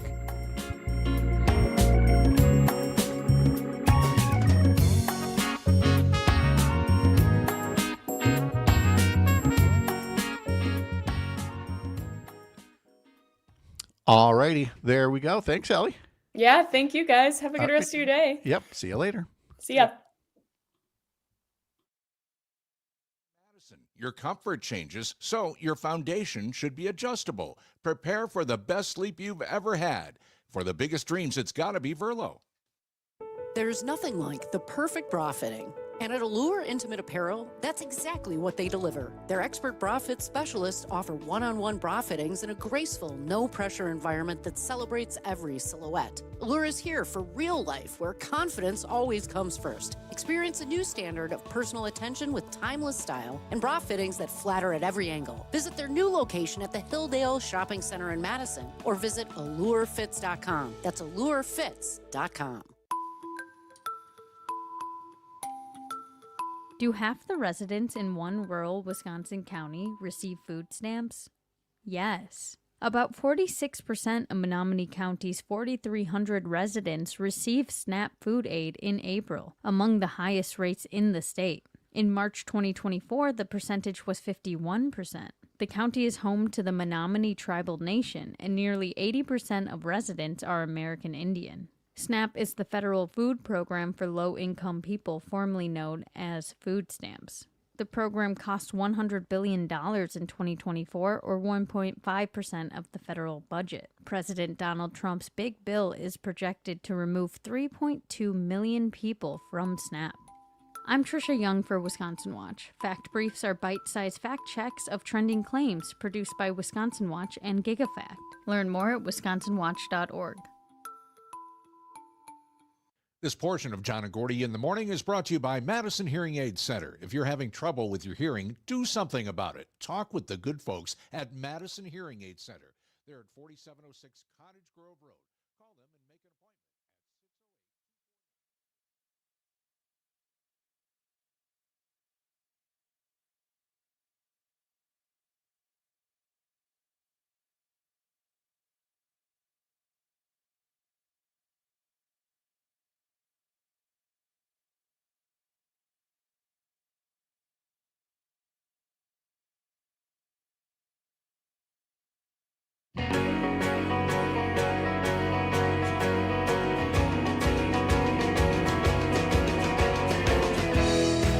See, we're getting a good morning here from Robin Tigerton. Sunny and 36 degrees. Says he has a doctor's appointment in Shawano today. Also going to the library to pick up more information on Highway 29 for his scrapbook on the history of that road that stretches all across northern Wisconsin there. So, Rob, thank you again for the check-in as always. Let's see. In state news here, we have a new proposal on how to handle elections from Republican candidate for governor, Josh Schoeman. Josh Schoeman is the Washington County executive, and he was one of the first Republicans to get into the governor's race. Since that time, Tom Tiffany has gotten into the race as well. Donald Trump hasn't made an endorsement yet, so technically there is still a Republican primary to be had. If Trump doesn't make an endorsement, voters will get to make that choice in August of next year. But if Donald Trump endorses either Josh Schoeman or Tom Tiffany, well, then what's the sense of even voting? Because that seems to be the thing that determines who gets on the Republican ballot. But anyway, Josh Schoeman is trying to, again, stay out there ahead of Tom Tiffany, and in this case is proposing ways that you could overhaul the elections. One idea would be helpful. A lot of the others, not so much. And I'm getting a lot of this out of a story by Molly Beck in this morning's Journal Sentinel, which you should subscribe to and check out. Molly Beck's lead says that Schoeman is proposing to address how ballots are collected and counted by eliminating absentee ballot drop boxes. Here we go again.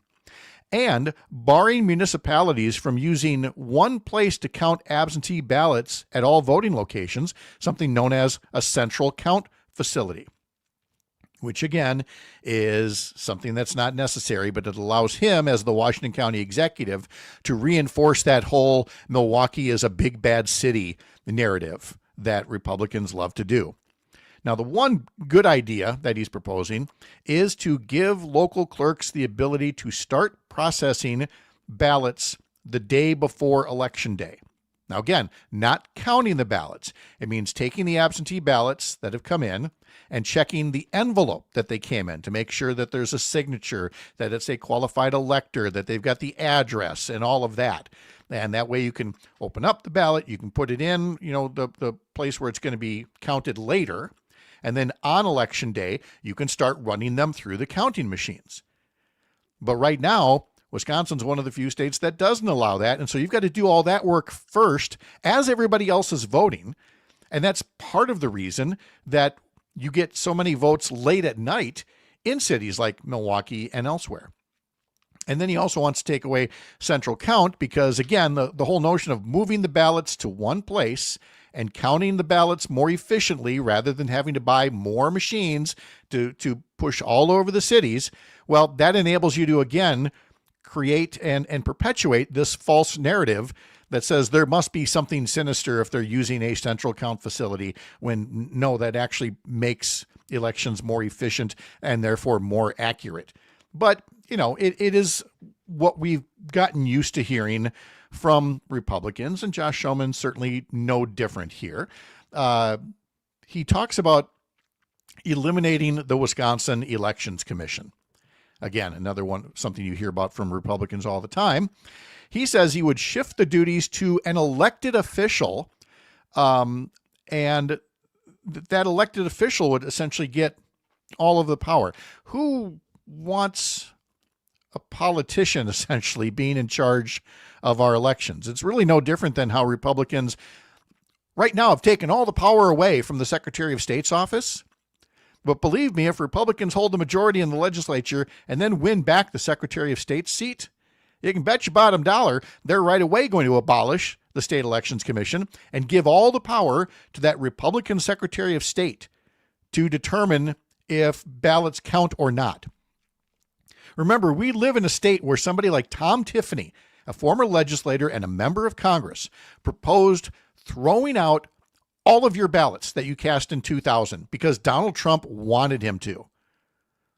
And that, Ron Johnson also said that the legislature could essentially just make up their own rules and determine who wins elections. Who believes that should be a good idea? When there's a better idea out there already. We have the Wisconsin Elections Commission. It's made up of 3 Democrats and 3 Republicans. In other words, it was created by Republicans to fail, to lock up. And there are times when it does lock up through partisan differences, but there's other times where it actually works quite well. But there was a better way. And that was the old Government Accountability Board, which, fair disclosure, I helped support during my first year in the legislature to oversee elections. It was made up of retired judges. I ask you, could you find any other group that is more interested in nonpartisan oversight of elections than retired judges? And they were doing a great job. They were getting national recognition for how well Wisconsin's elections were being administered. But then they started looking into somebody who was not following the rules of elections, Scott Walker, who was governor at the time.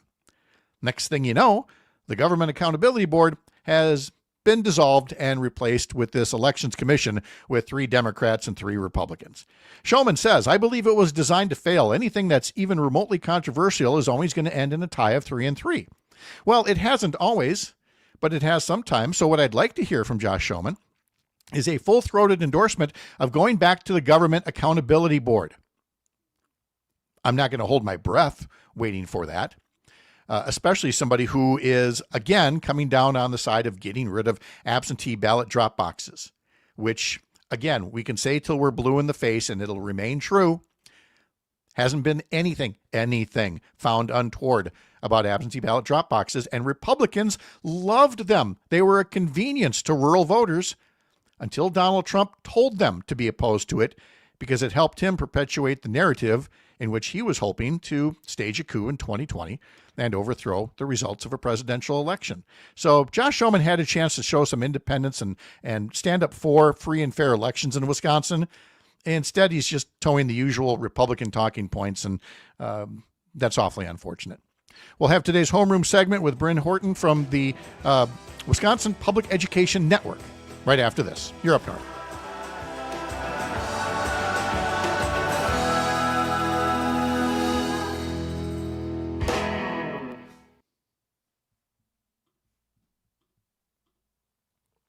How is Bryn doing today?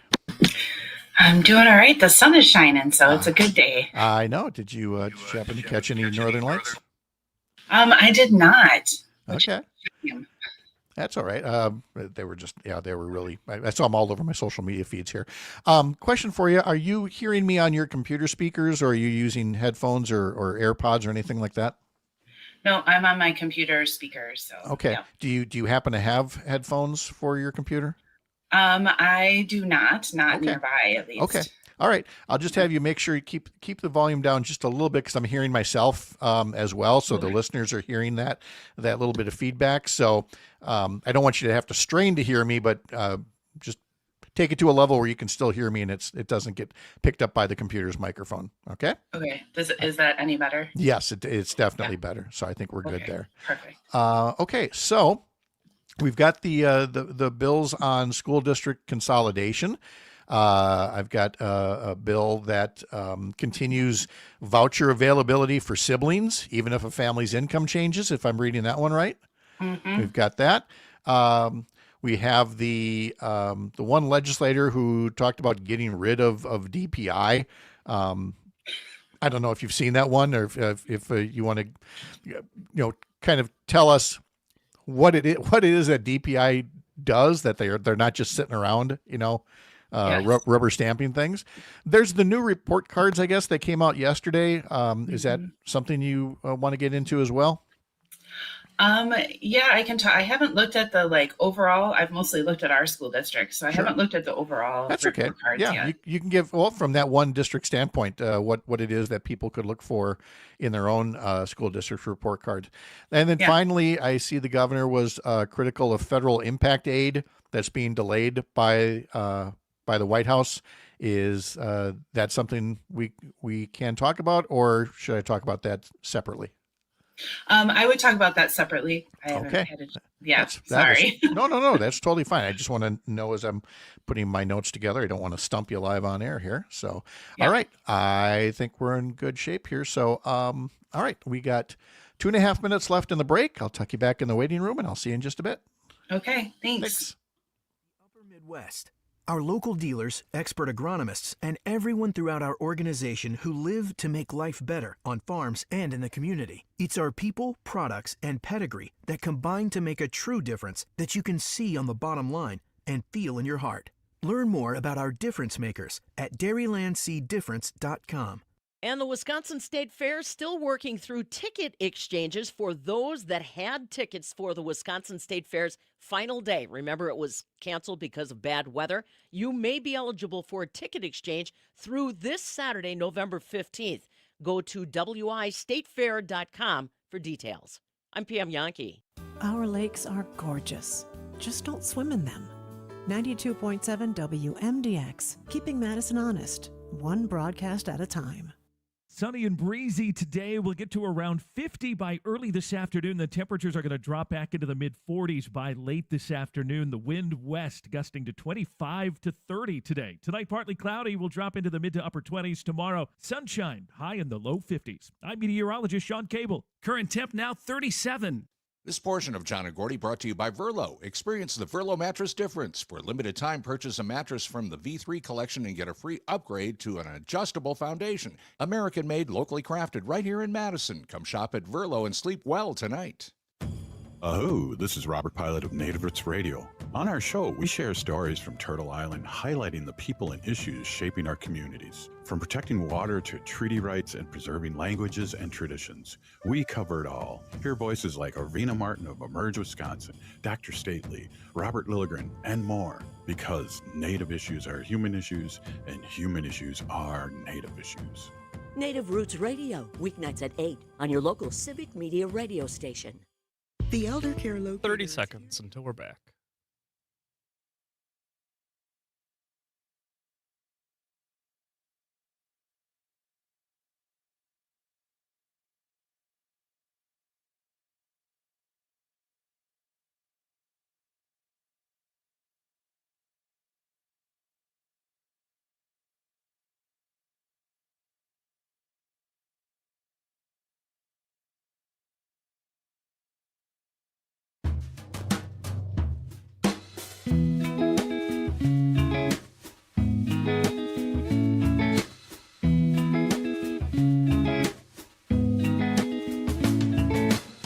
Welcome back. It is 7:35 on this Wednesday morning, November 12th, 2025. I'm Pat Kreitlow here in Chippewa Falls. Nice to have you along.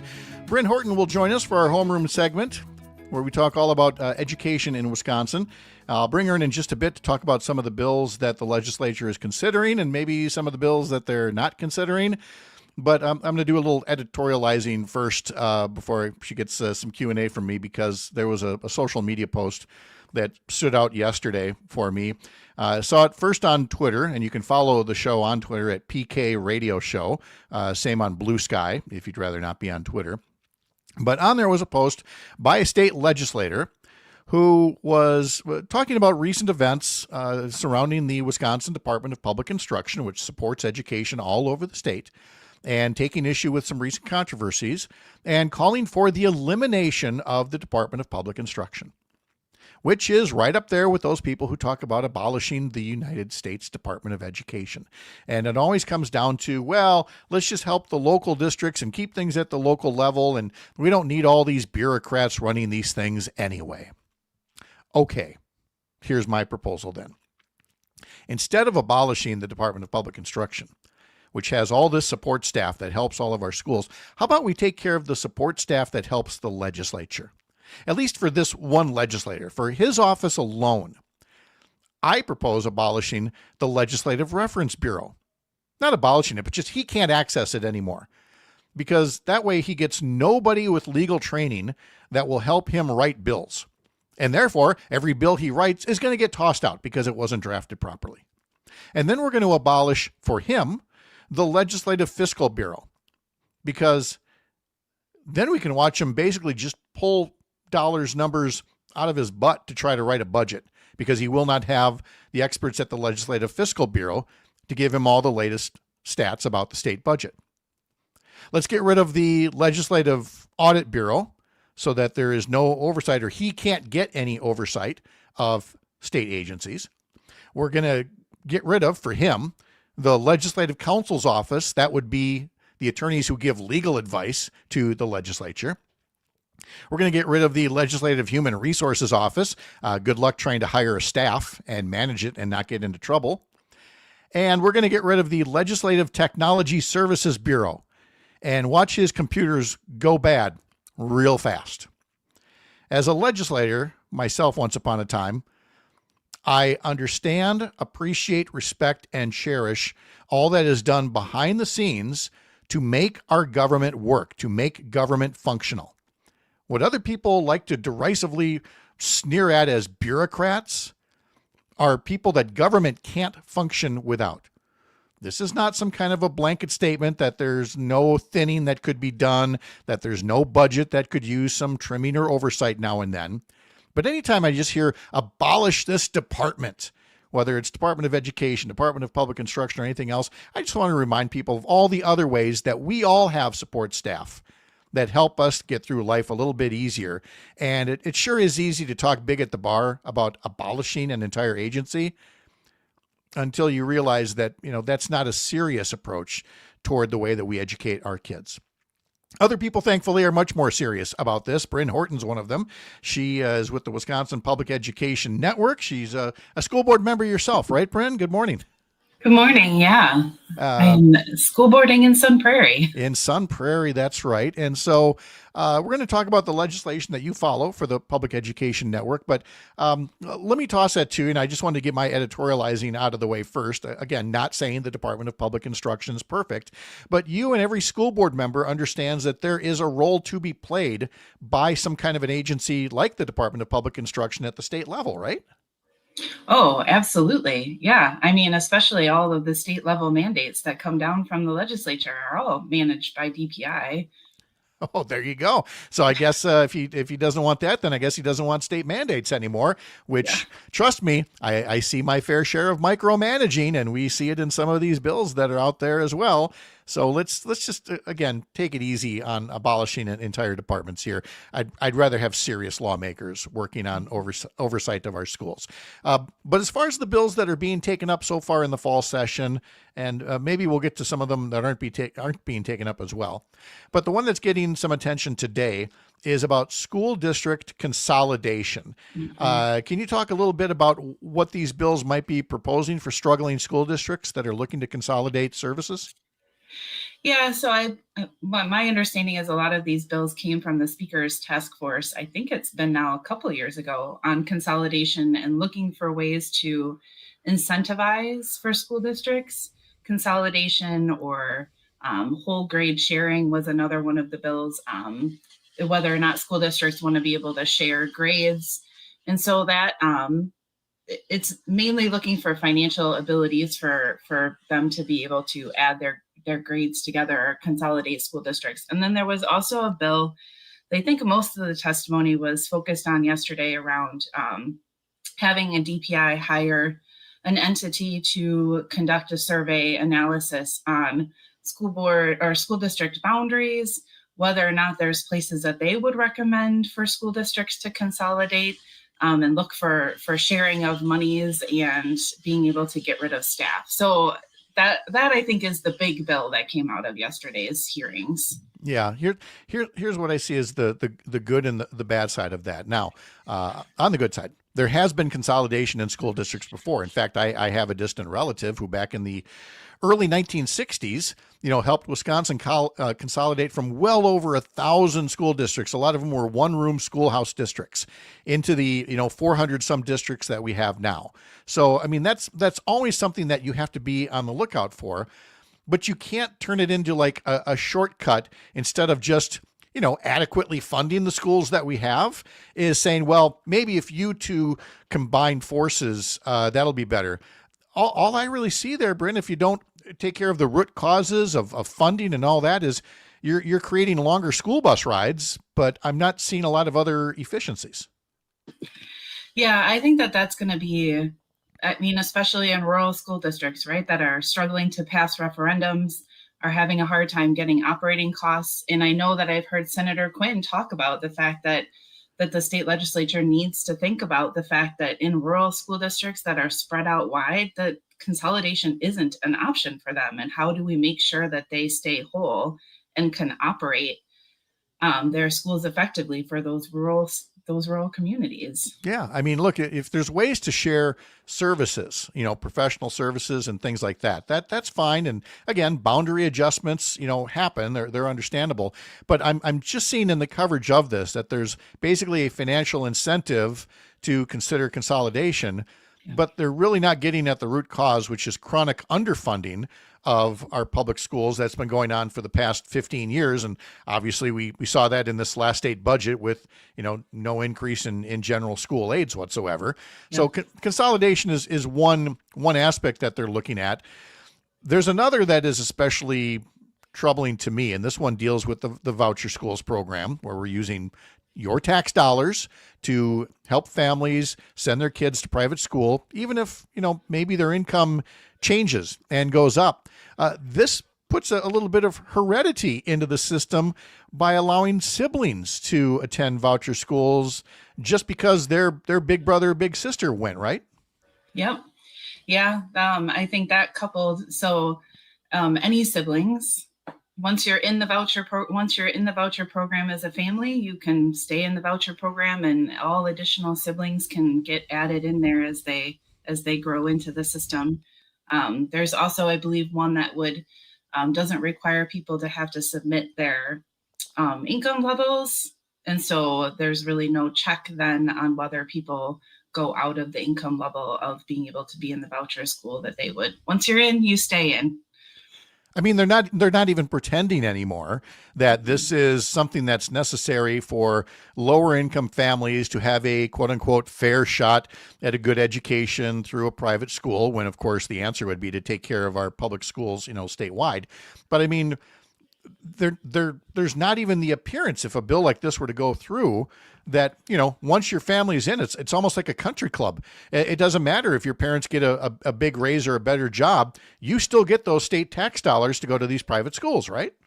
Yep. Yeah. And as I know we talk about a lot, right? Once the caps come off for people enrollment and how many people they can have in that school that are on vouchers in the next year or so, and then when income level caps come off as well, like those are going to be some huge things if once you get in, you stay in. Yeah. And it is, as other states are finding out, becoming, a $1 billion boondoggle that is, is just not necessary. Wisconsin has these enrollment caps right now to prevent unchecked growth from bankrupting the state budget. But again, there is no large scale effort underway to prevent those caps from being lifted sometime in the next year or so here. What are some of the other bills that you've been following that the legislature is taking up in the fall session here, or may take up? I had hopes that there were a few good ones. There's bipartisan support for a bill around rehiring, being able to allow to rehire retirees who are already getting money from the retirement system. And so that one has been through committee and has bipartisan support in both houses, the Senate and the Assembly. And that has not gone down onto the floor for anybody to actually vote on. And then things are happening rapidly, I guess. I think is the other thing, is these bills on the consolidation got introduced on Monday morning and had a hearing on Tuesday morning. So it feels like sometimes things come out of the blue, even though there's all these great bills that are still awaiting hearings, and they get introduced, they get a hearing, and they move on, and everything else stays. It really is as if, we all learned how a bill becomes a law, and what they've done is they've set up basically a velvet rope, a VIP line.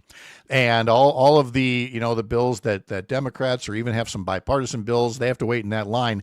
But boy, when there's something, that is wanted that might be not quite in line with, mainstream thought in Wisconsin, they fast track that puppy. Like you said, they announce it in committee, 24 hours notice, and it's gone. And it is really it really is an insult to, the legislators and their constituents who expect the system to work fairly for all. It's not that every bill is going to get considered. That's certainly not the case here. But they're being handled in a way that, I've been watching this legislature for 30 years, and I've never seen it handled quite like this, Bryn. Yeah, and it's pretty much, it feels like anything that's written on the Republican side is going to get a hearing, and it doesn't matter what kinds of stuff gets introduced. If it has a Democrat's name on it, it's not getting very far, which is a shame. Yeah, and like I said, there's plenty of other bills out there that could be considered. For example, one that would provide more information about the state aid reduction to school districts that go, that are in the voucher program, and plenty of other things that, rather than micromanaging school districts or taking more taxpayer funds, would actually be a resource for our public schools to improve. Thankfully, Bryn Horton's following all that for us through the Wisconsin Public Education Network and checks in with us every so often to give us an update from the state capitol. Bryn, we appreciate all that you're doing, and thanks so much for spending a little time with us today. Yeah, absolutely. Thank you so much. All right. Have a great day. Still ahead, we're going to be talking to Earl Ingram. He'll tell us what's going on as part of the What's Going On podcast with Earl Ingram. Melissa Baldoff has our weekly climate check as well. And then we're going to talk about deer hunting. And we'll be talking to a member of the Civic Media family from up in the Park Falls area about a 50-year program that gives deer hunters a place to share their stories each season. I'm Pat Kreitlow. This is the Civic Media Radio Network.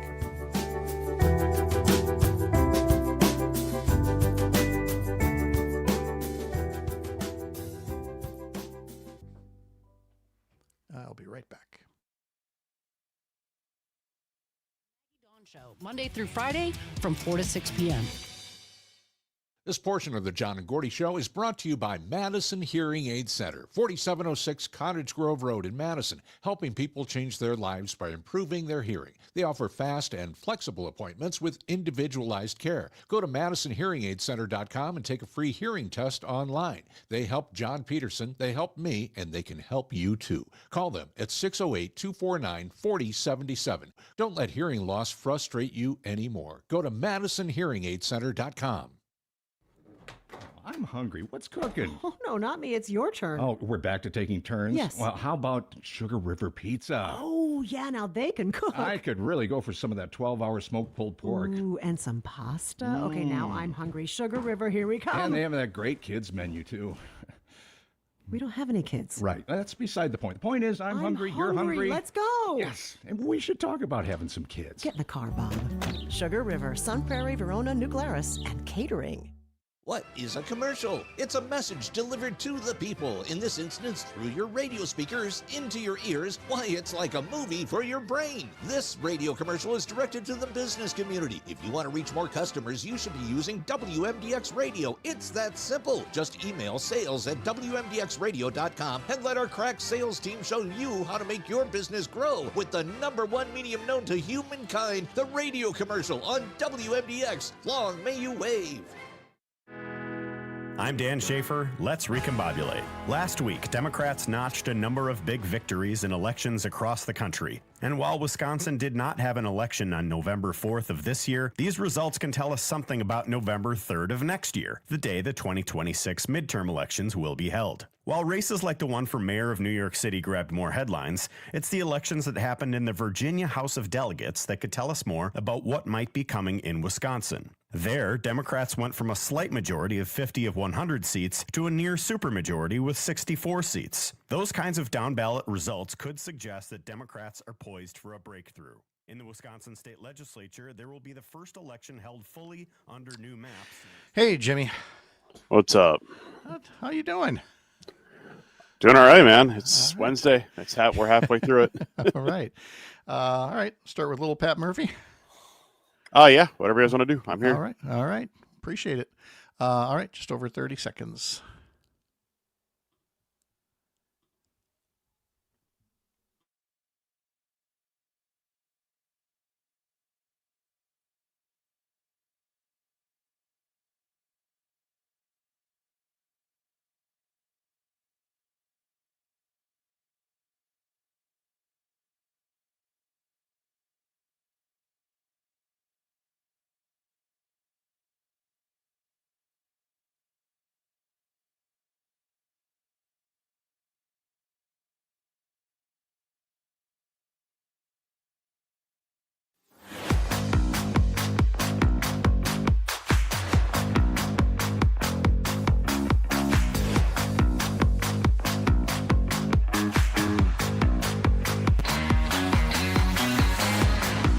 Coming up later, Matt and Air on Air is next, 9 to 11 weekdays on the Civic Media Radio Network. Jane Matt and Greg Bach. And coming up at 9:30 this morning, Andra Watkins, a New York Times bestselling author, discussing the rise of Christian nationalism. And then just after 10 a.m., Dr. Kristen Lyerly will be joining Jane and Greg.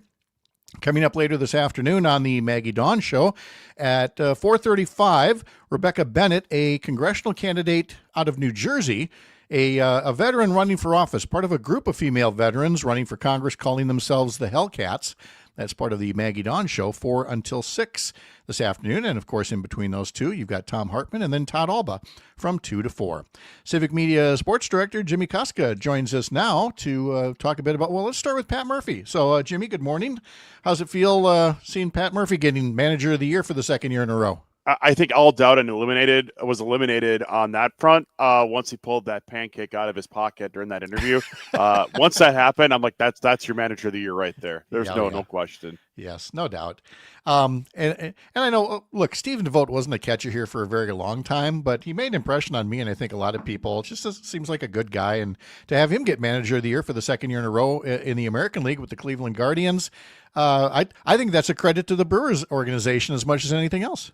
Yeah, and I think it's also a credit to the fact that there are teams that are doing more with less, and it's not just an automatic, all right, well, let's just take the team with the most resources and put together the most wins or whatever. The Brewers got the most wins, and they had I think they were the bottom third of resources in all of baseball. And here they're churning out not only wins at the major league level, but you look up and down the minor league system, and they've set themselves up for the long haul because there are prospects all over the system, and they are doing it the right way. They are developing at a great rate, and they are the envy right now, I think, of baseball, of all these teams that have these multi-billions of dollars that they can throw around. Here the Brewers are just being good at baseball. Yeah. Terry Francona got plenty of votes, second place votes. And to be fair, Craig Counsell got a fair share of votes, second place votes, third place votes. And is still, despite all of my derision, he is still a very widely respected, very smart manager and did not have a bad season for the Chicago Cubs.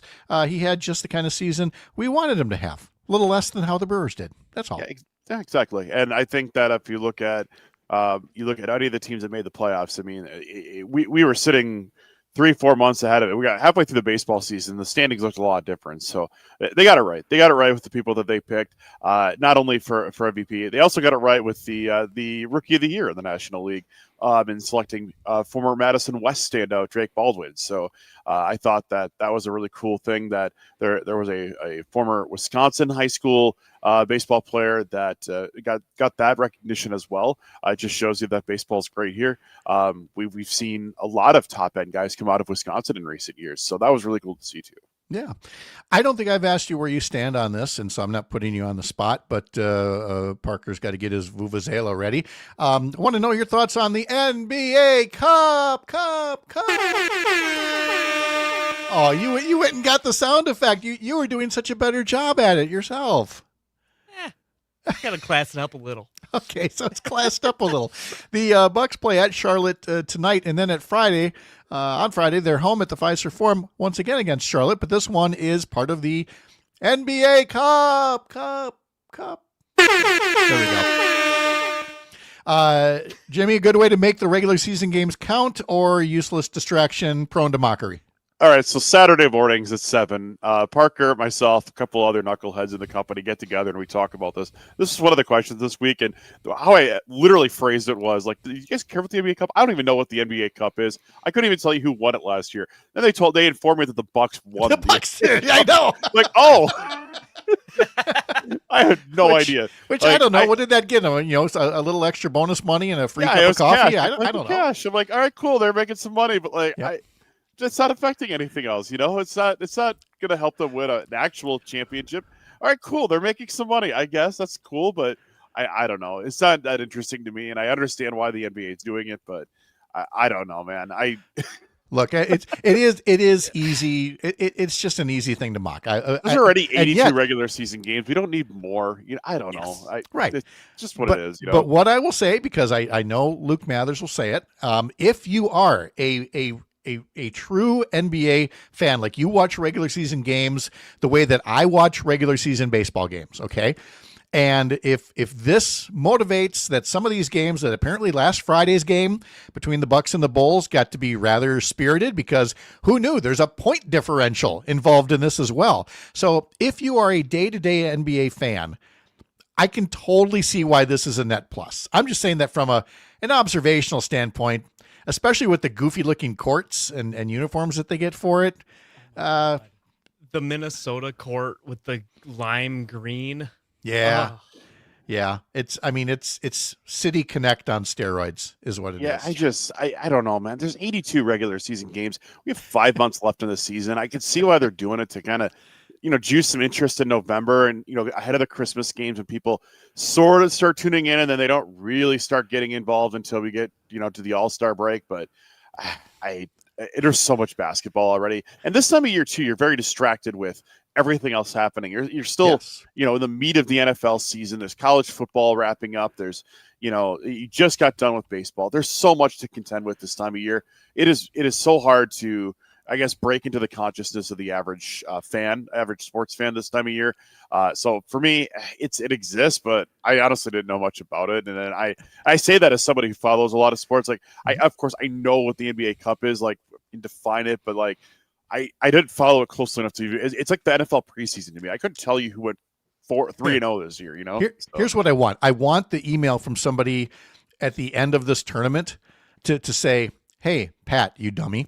Thanks for talking about it so much. It got me interested. I watched it and I loved it. So thanks for turning me on to it, you jerk." To which I will say, "You're welcome. I'm glad I performed that service for the NBA. I really hope I did." And Jimmy Kuska helped me along with it, Civic Media Sports Director. Jimmy, thank you so much. Have a great day. Thank you, take care. All right. Earl Ingram is on the way, coming up right after the news, and then we will talk deer hunting as well, coming up at 8:35. I'm Pat Kreitlow. This is the Civic Media Radio Network.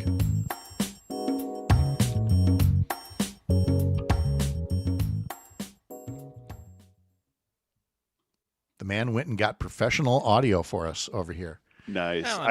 We literally, that's how I phrased the question on Saturday. I'm like, I don't know what's going on with this, but are you guys excited about this? And they're all like, "Oh yeah, this is great for the sport." I love Luke's excitement. I find it refreshing. I find it adorable. Okay.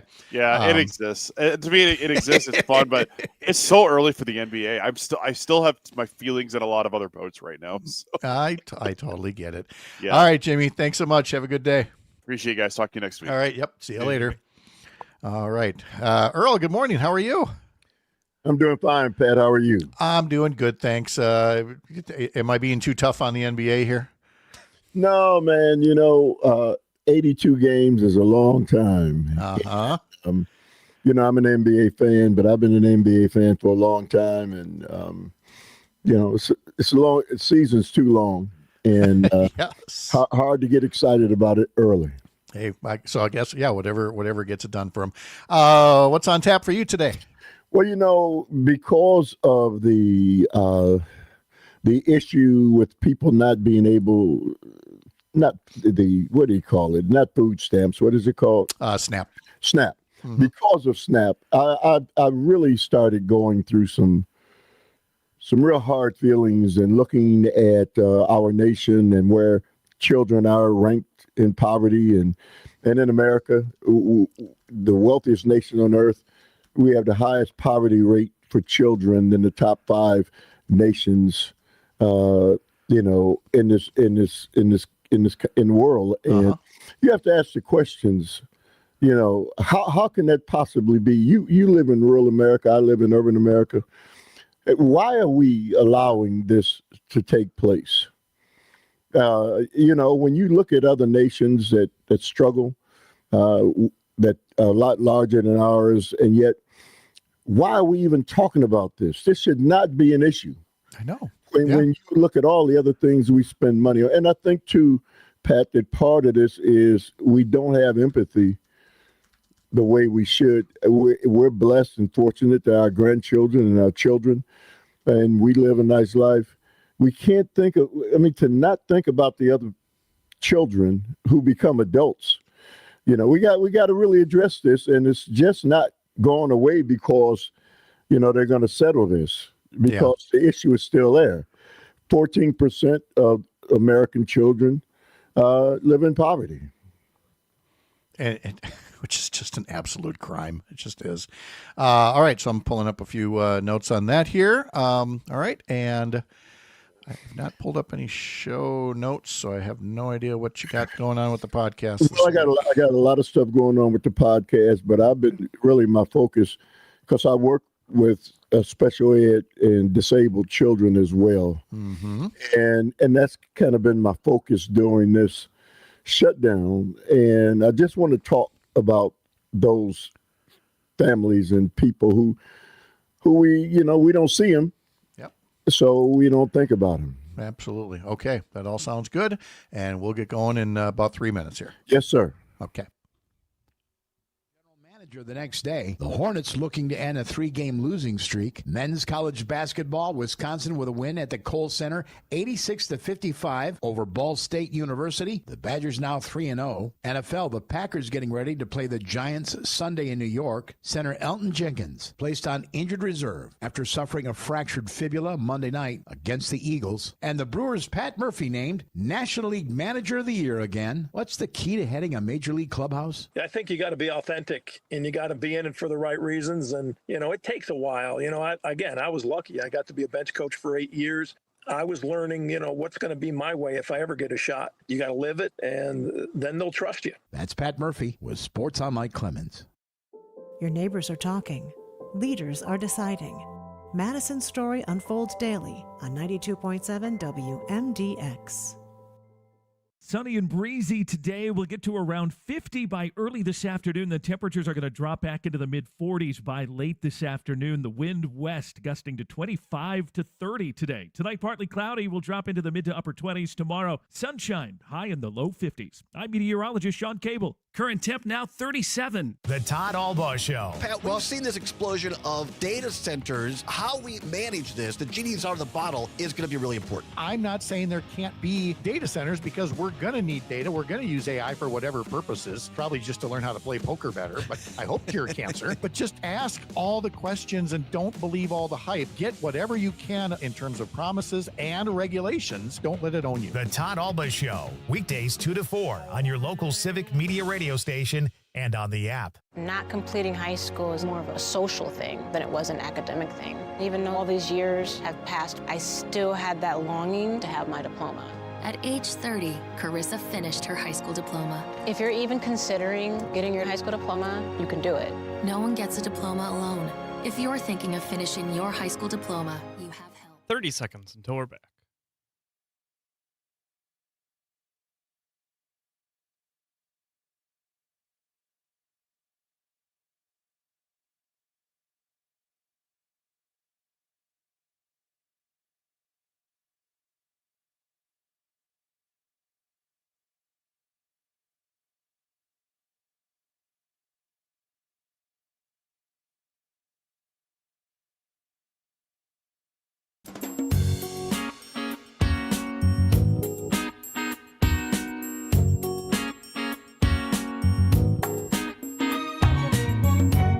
Across Wisconsin on Civic Media, you're listening to Mornings with Pat Kreitlow, powered by Up North News.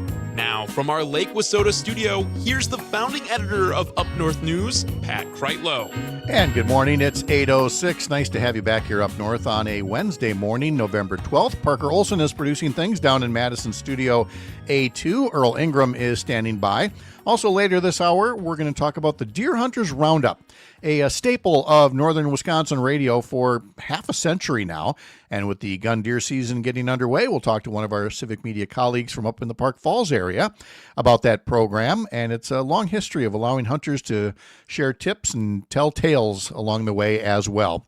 As always, you can ask us questions or make comments by calling us at 855-75-CIVIC or send us a text message to that very same number. You can use the Civic Media app to call us or text us or leave us a voice note. And you can get into the comment sections of YouTube and Facebook where you can see the video version live stream of this radio show. and give us your comments and questions there as well. From Rob in Tigerton, he said, good morning, sunny, 36 degrees, doctor's appointment today. He's working on his Highway 29 scrapbook, something he's been working on since the 1980s. It's a thing that he can work on between the mowing and snow plowing seasons. He says, congrats to Pat Murphy for being manager of the year. He says, enjoyed the Northern Lights. I hope for clear skies. And we unfortunately had cloudy skies in the Tigerton area.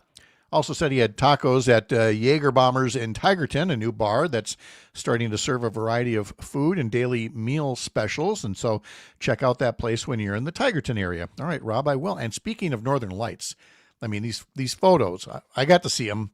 Not nearly as sharp as other people and some of their photos. I'm looking at a photo that was texted to us by Chris, listening to our Chippewa Valley station, and it was taken over Lake Superior. And the purples and the pinks and the yellows are just stunning. And I see all kinds of photos on social media, and do feel free to share with us as well, either in the comment section or text it over to us. And we'd love to see what you got to see last night. Some places that never get to see Northern Lights. There was an especially strong show last night, and hope you got to enjoy it, and maybe still got a little bit of sleep as well. All right, let's check in with Earl Ingram from the What's Going On with Earl Ingram podcast. Head over to civicmedia.us, click on shows to learn more. Earl, good morning. How are you? Hey, good morning to you, Pat. I'm doing fine. How are you? I just wanted to weigh in on the Northern Lights. And, yes. You know, when you think about this creation and things that we just take for granted, right? The Northern Lights and what that is, I mean, the fact that we have an opportunity to see that beauty, it's, you know, some walk past it and it's not a big deal. But if you really think about what's happening there, you have to stop and marvel at what this creation really is. Oh, yeah. I mean, I remember the old Cosmos series with Carl Sagan. Yeah, and again, just to be able to appreciate when we use the word nature, we often the word majesty kind of comes up when it comes to the universe and space and phenomena there. What you think of is just how small we are, how small our little rock is hurtling around the sun. And yet we spend all of our time with these petty squabbles and fights and things. And I think we need those moments that Mother Nature gives us to let us know the way that Providence has really blessed us on this little rock. You know, I say to people, and maybe it's because you and I are long of tooth, but you know, maybe I didn't look at it from that perspective when I was younger, but, you know, the longer you get to stay on this planet, the more you realize just how special it is and how short a time it is that we're here. And so appreciate it while we're here. Yeah. And like I said, unfortunately, some people would rather really get small and focus on things that aren't even about stewardship to the planet. They're not about service to one another. It's just about winning. It's just about power. And that is definitely what you get out of this government shutdown thing, which may be ending here shortly. But in the meantime, what it has done intentionally to throw so many families for a loop in terms of their healthcare costs, and then now also losing, you know, their SNAP benefits. And it's just, again, it sounds cliche, but I know you've done this too. Won't somebody think about the children? Don't make this about SNAP, the government program. Make this about the kids who would be going hungry otherwise because, you know, their parents are struggling in this economy.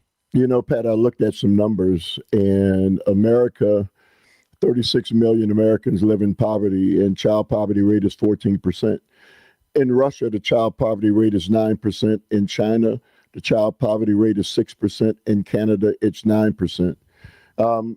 You know, you have to stop and ask, why? Why is America's child poverty rate higher than all the rest of those nations? We only make up 4% of the population. We're the wealthiest nation on earth. For heaven's sakes, you know, I'm in schools now and I see kids, and I know that they're living in poverty. I live in an urban area. You live in a rural area. There are children in rural areas who are in poverty families. What are we doing?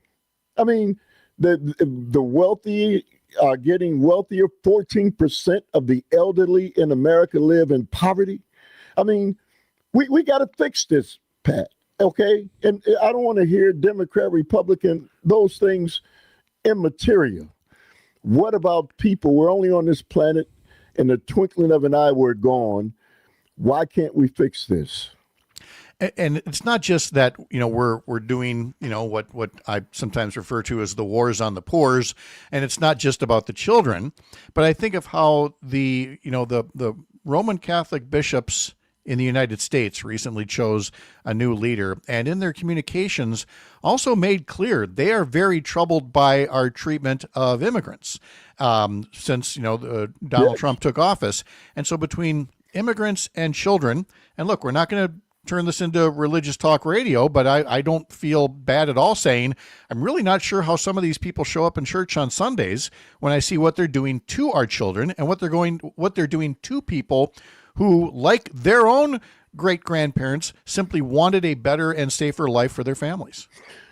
Pat, it is heartbreaking when you see what is taking place. It's not under the cloak of darkness, in broad daylight, what is taking place in this nation. And not enough Americans, I think, are outraged by it. After probably decades from now, they'll study this, the historians, and talk about a dark chapter of our history. We've lived through it, and I've lived through a couple, and you and I have lived through a couple dark chapters, but this is one that clearly is right now. Maybe people can't see it. Maybe people are too involved with their own lives, but I don't know. I choose to be involved in the lives of many others, and I think it enriches my life. Pat, I just, for the life of me, even after this, government reopens, the issues that created this are still there. Right. And so people are going to still need SNAP benefits. I mean, 14% of the elderly in this nation live in poverty. Why would we think that's okay? I mean, people have done the best that they could. It's not, and I'll say this, Pat, people think it's easy to make it in this nation. It's not. Let's be honest. For those who are fortunate enough to have made it through, congratulations. But it's not easy. It is difficult to make it in a nation now that is, more engaged and caught up in a global reality, and that's, technology. And we're not leading anymore like we were when you and I were young. And so it's more difficult. And with the explosive growth in AI, we've had 1 million corporate layoffs already in this country this year. So when you look at SNAP, which the last number I've got here is for 2021, SNAP helped keep nearly 3 million Americans out of poverty, including 1.3 million children. If you can't do something like that for 1.3 million children, even as we're talking about Elon Musk becoming the world's first trillionaire, we got to talk about priorities. I remember telling people when they were saying, well, Elon Musk is going to be the first trillionaire.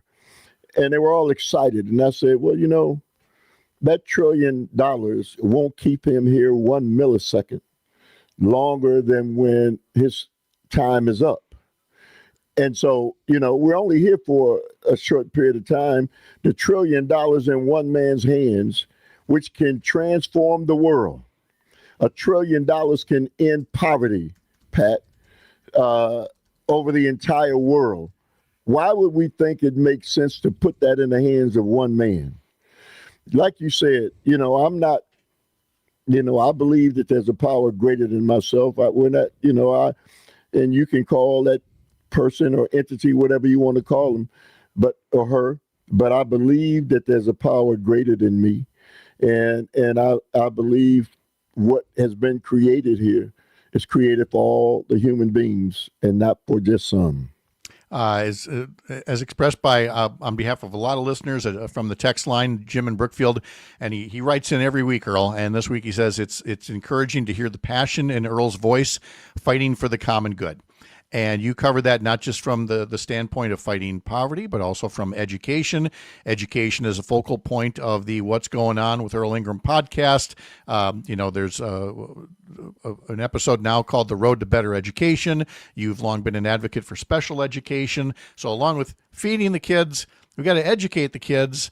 And again, to do so, you got to do so with your heart and your head, not just trying to, be stingy with your checkbook. Pat, after it's all said and done, I've never been able to understand why we don't see that children grow up to be adults. We've got problem with adults, and most of the time it's because we didn't take care of them when they were children. And last time I checked, I didn't get to pick the family that I grew up in. Did you? No. Okay, so if we don't get to pick the families that we grow up in, then how do we not understand that we need to support children regardless of what family they grew up in, because they eventually become adults? Yeah. We always hear about this, bootstrap mentality, and Jim and Brookfield mentioned, until we address that bootstrap mentality, we're going to have issues here. But like the column I wrote over at upnorthnewswi.com, as a kid whose mom was on food stamps as a single mom, food stamps, Pell Grants, Section 8 housing, Medicaid, those are the bootstraps. If you provide those to struggling families, they can lift themselves up, get an education, get a job, and pay back in taxes over the years far more than I ever got in benefits from Pell Grants, food stamps, and everything else. Pat, I would say this last thing. What I don't understand is, with all of this, we're looking at these young people, we're looking at the struggles that they go through. Our forefathers, the people who came before us, they knew the importance of this because they created these programs. That's right. So why have we now decided that the programs are not worthy?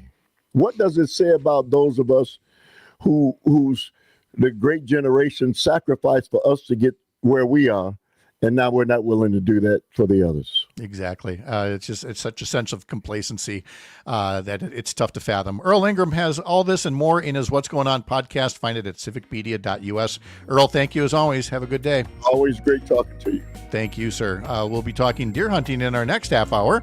I'm Pat Kreitlow. You're up north.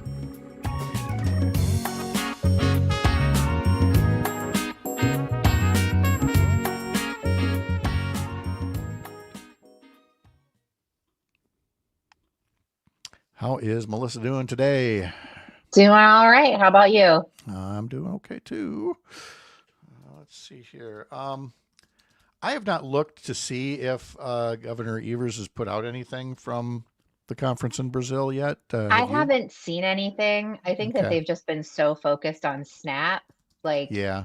Yep. Makes total sense. Not a whole lot else has been going on Yep. Nope. That's out all of good. them. Okay. Let's see. What else have I got here? Oh yeah, this California coastline. Great.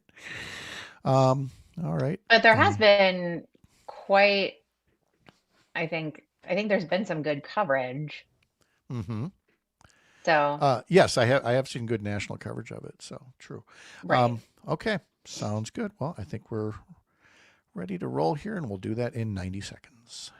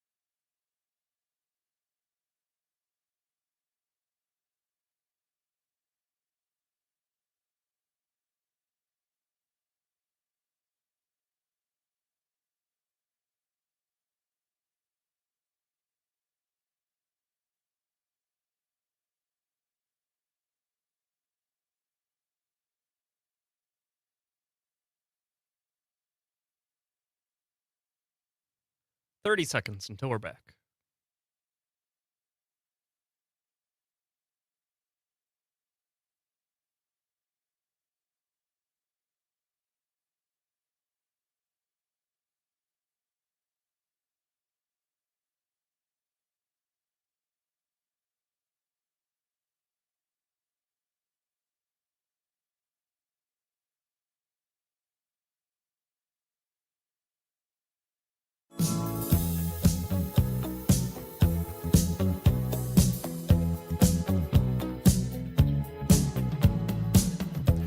Well, before we get to Melissa Baldoff and our climate check, I was just looking at a little bit of breaking news out of the New York Times that says that Jeffrey Epstein, the convicted sex offender, alleged in emails that Donald Trump knew of his conduct.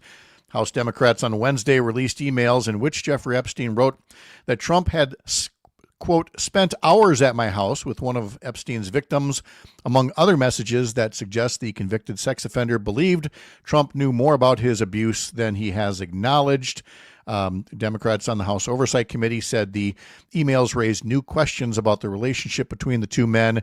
And, of course, with the government shutdown coming to an end, a newly elected member of Congress from Arizona will be sworn in, representing the 218th vote that could lead to the release of more of the Epstein files, something that Republicans in Congress, including every Wisconsin Republican member of Congress, has been voting consistently to shield, to hide, to protect Epstein and others, rather than allow the victims to seek justice. So we'll follow that story throughout the day, of course, as well.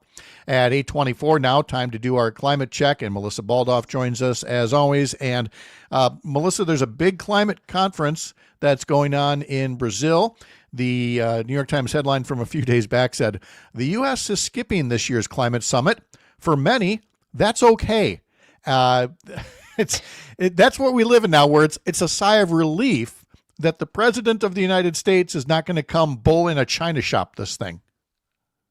Yeah, I mean, this is really just an incredible, lack of leadership, and not just from Donald Trump and state, government officials who are skipping this United Nations Climate Summit for the first time in 30 years. We also have business leaders are skipping this because they're following Donald Trump's lead. It's the same thing we're seeing across the spectrum and on every issue, right? Is we have these people who are leaders in their industries and their in the business world, and they are just pre-surrendering to Donald Trump. So, we used to have leaders of our large corporations making pledges to stop polluting, wanting to be a part of the solution, globally and here at home. And now we don't have anybody showing up. No, but as we've discussed in this segment plenty of times, there are still people in certain circles at the state government level and other levels who are interested, who do want to continue to be part of the solution. Governor Tony Evers is among those at this conference, so it'll be interesting to hear when he returns what kinds of ideas he's brought back, what things that Wisconsin can do to, again, continue to be a leader and doing the things that either mitigate a changing climate or create, the next generation of jobs in green, clean energies and things like that. So, again, there's no Trump, but that doesn't mean, that all is lost and that, nobody's doing the work. There's still plenty of people in Brazil and elsewhere who take this issue seriously. Absolutely. That is very fortunate. But again, just a real shame that the United States is not the leader, and instead we have China stepping up to, help other countries be able to embrace clean energy. China is really emerging as the leader globally when it comes to renewables. They are really recognizing that, it's cleaner, it's cheaper, it's faster to get online. Renewable energy is the solution to our challenges, and they are helping other countries embrace that as well. And it's really a shame that the United States is not able to be that leader, be that example on the best path forward. So instead, you do have people like governors who are attending. That includes Governor Gavin Newsom of California, who has kind of emerged as Trump's chief antagonist, including on issues that are related to energy, including a story from the other day that said Trump is trying to propose opening more of the California coast to oil drilling. Gavin Newsom said the proposal is dead on arrival. And so here again is, we could dwell on Trump wanting to drill off the California coast, but let's go to the encouraging part. That you're not going to see, I don't believe, companies rushing in to do that. They know that, that idea lasts as long as Trump is there. And the moment he's off the stage, saner minds will prevail. And so it's easy for companies in the private sector to say, well, we won't go to this summit because it'll make Trump angry. But that doesn't necessarily mean they're going to rush in to try to drill off the California coast. At least that's my expectation. I don't know how you feel. Yeah, I agree. I think that, that's one of the worst things about this here is that we have so many people who know better, but aren't choosing to do better because they don't want to be on Donald Trump's bad side. And I do think that they will come back home, for lack of a better word, to sanity, should things change, which I think they will and hope they will. It's, and we'll welcome them back to sanity. But it's unfortunate that we have so few people willing to do that. And I heard somebody on a podcast yesterday that I was listening to really rail against, billionaires and leaders of large corporations who should have this influence and power, saying how, look, these people have FU money. Yeah. And what's the point of having FU money if you're not going to say FU to this guy? You would think. And they've fallen short of remembering that there hasn't been drilling along the California coast since a massive oil spill in 1969. And they're not rushing back into the Gulf Coast because of Deepwater Horizon. So these companies know better, and Trump's trying to gin it up. But thankfully, he will not be on the stage forever. Melissa Baldoff, thank you as always for this week's Climate Check. Have a great day. You too. All right, coming up next, we're going to talk to Craig Anderson from Park Falls about the Deer Hunters Roundup. That's after this. I'm Pat Kreitlow. This is the Civic Media Radio Network.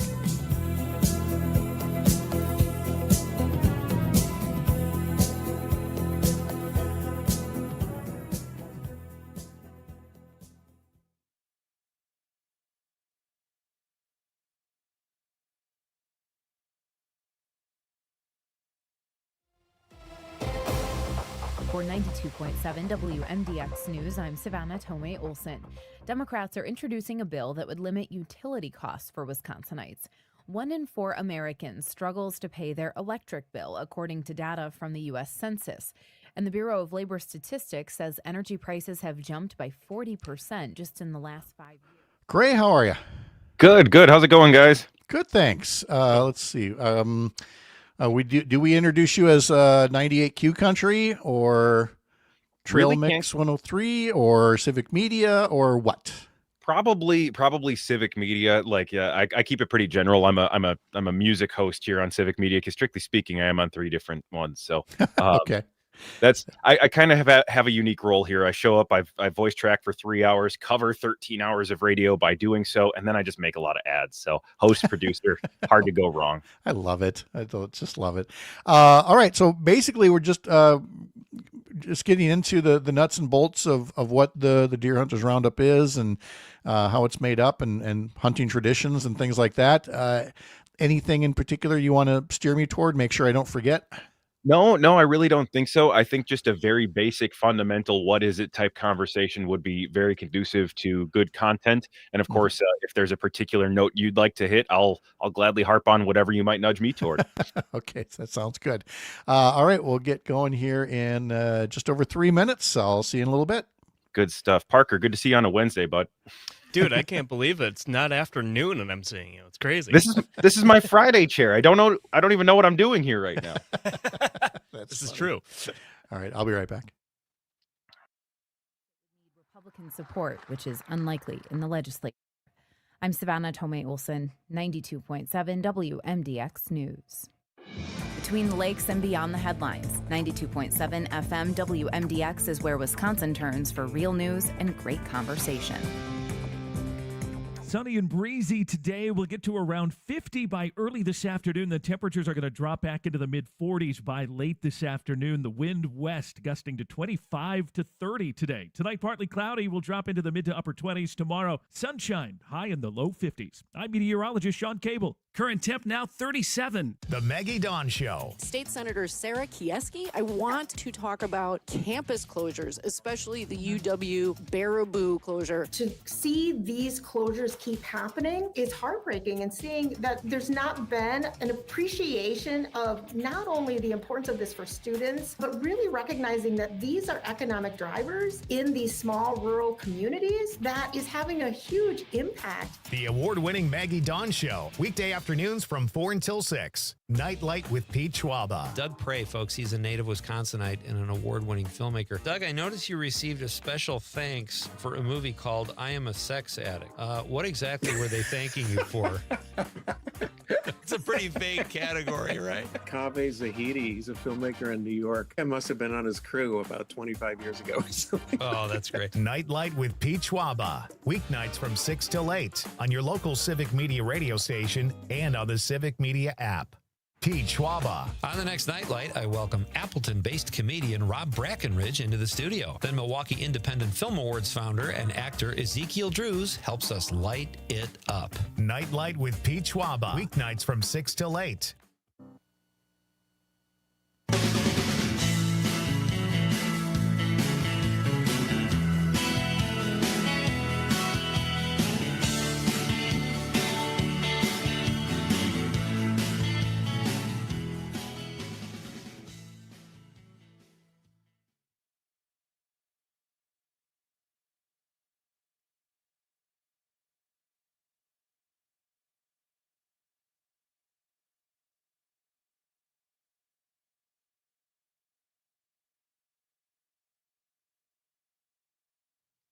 "30 seconds until we're back."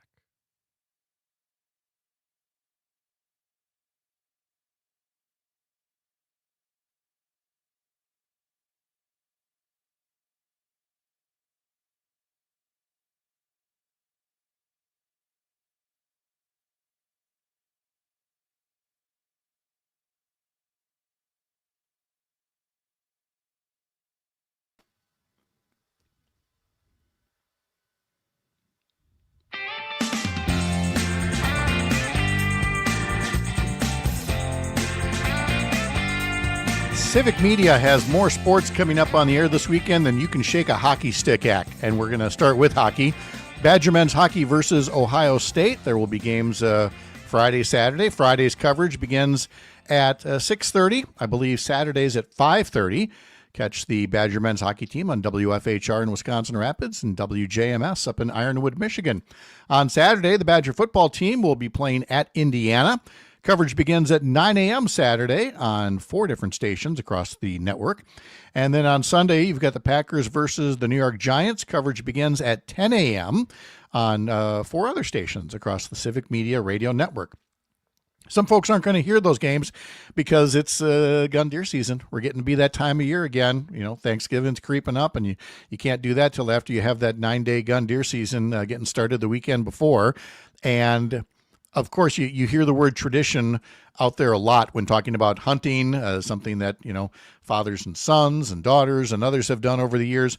But just as much a tradition in the Park Falls area is the Deer Hunters Roundup. And now that the stations up there are part of the Civic Media family, we wanted to talk to Greg Gunderson a bit more about the Deer Hunters Roundup that is happening. So Greg joins us now from Park Falls. Greg, good morning. How are you? Good morning, Pat. Thanks for having me today. It's a beautiful bluebird day up here, but a chilly one, and hunting feels like it's coming in the air. It most definitely does, yes. So we've got the season coming up, which of course brings us to the Deer Hunters Roundup. And, you know, we do a weekly call with the entire staff around Civic Media, and I always appreciate seeing about this time of year the excitement that people feel because, you know, we talk about local radio, and there's ways that local radio still has that connection to the community, but few have the connection that y'all have up there with the Deer Hunters Roundup. And so tell us a bit about what exactly it is, and then we'll get into just how popular it is with listeners.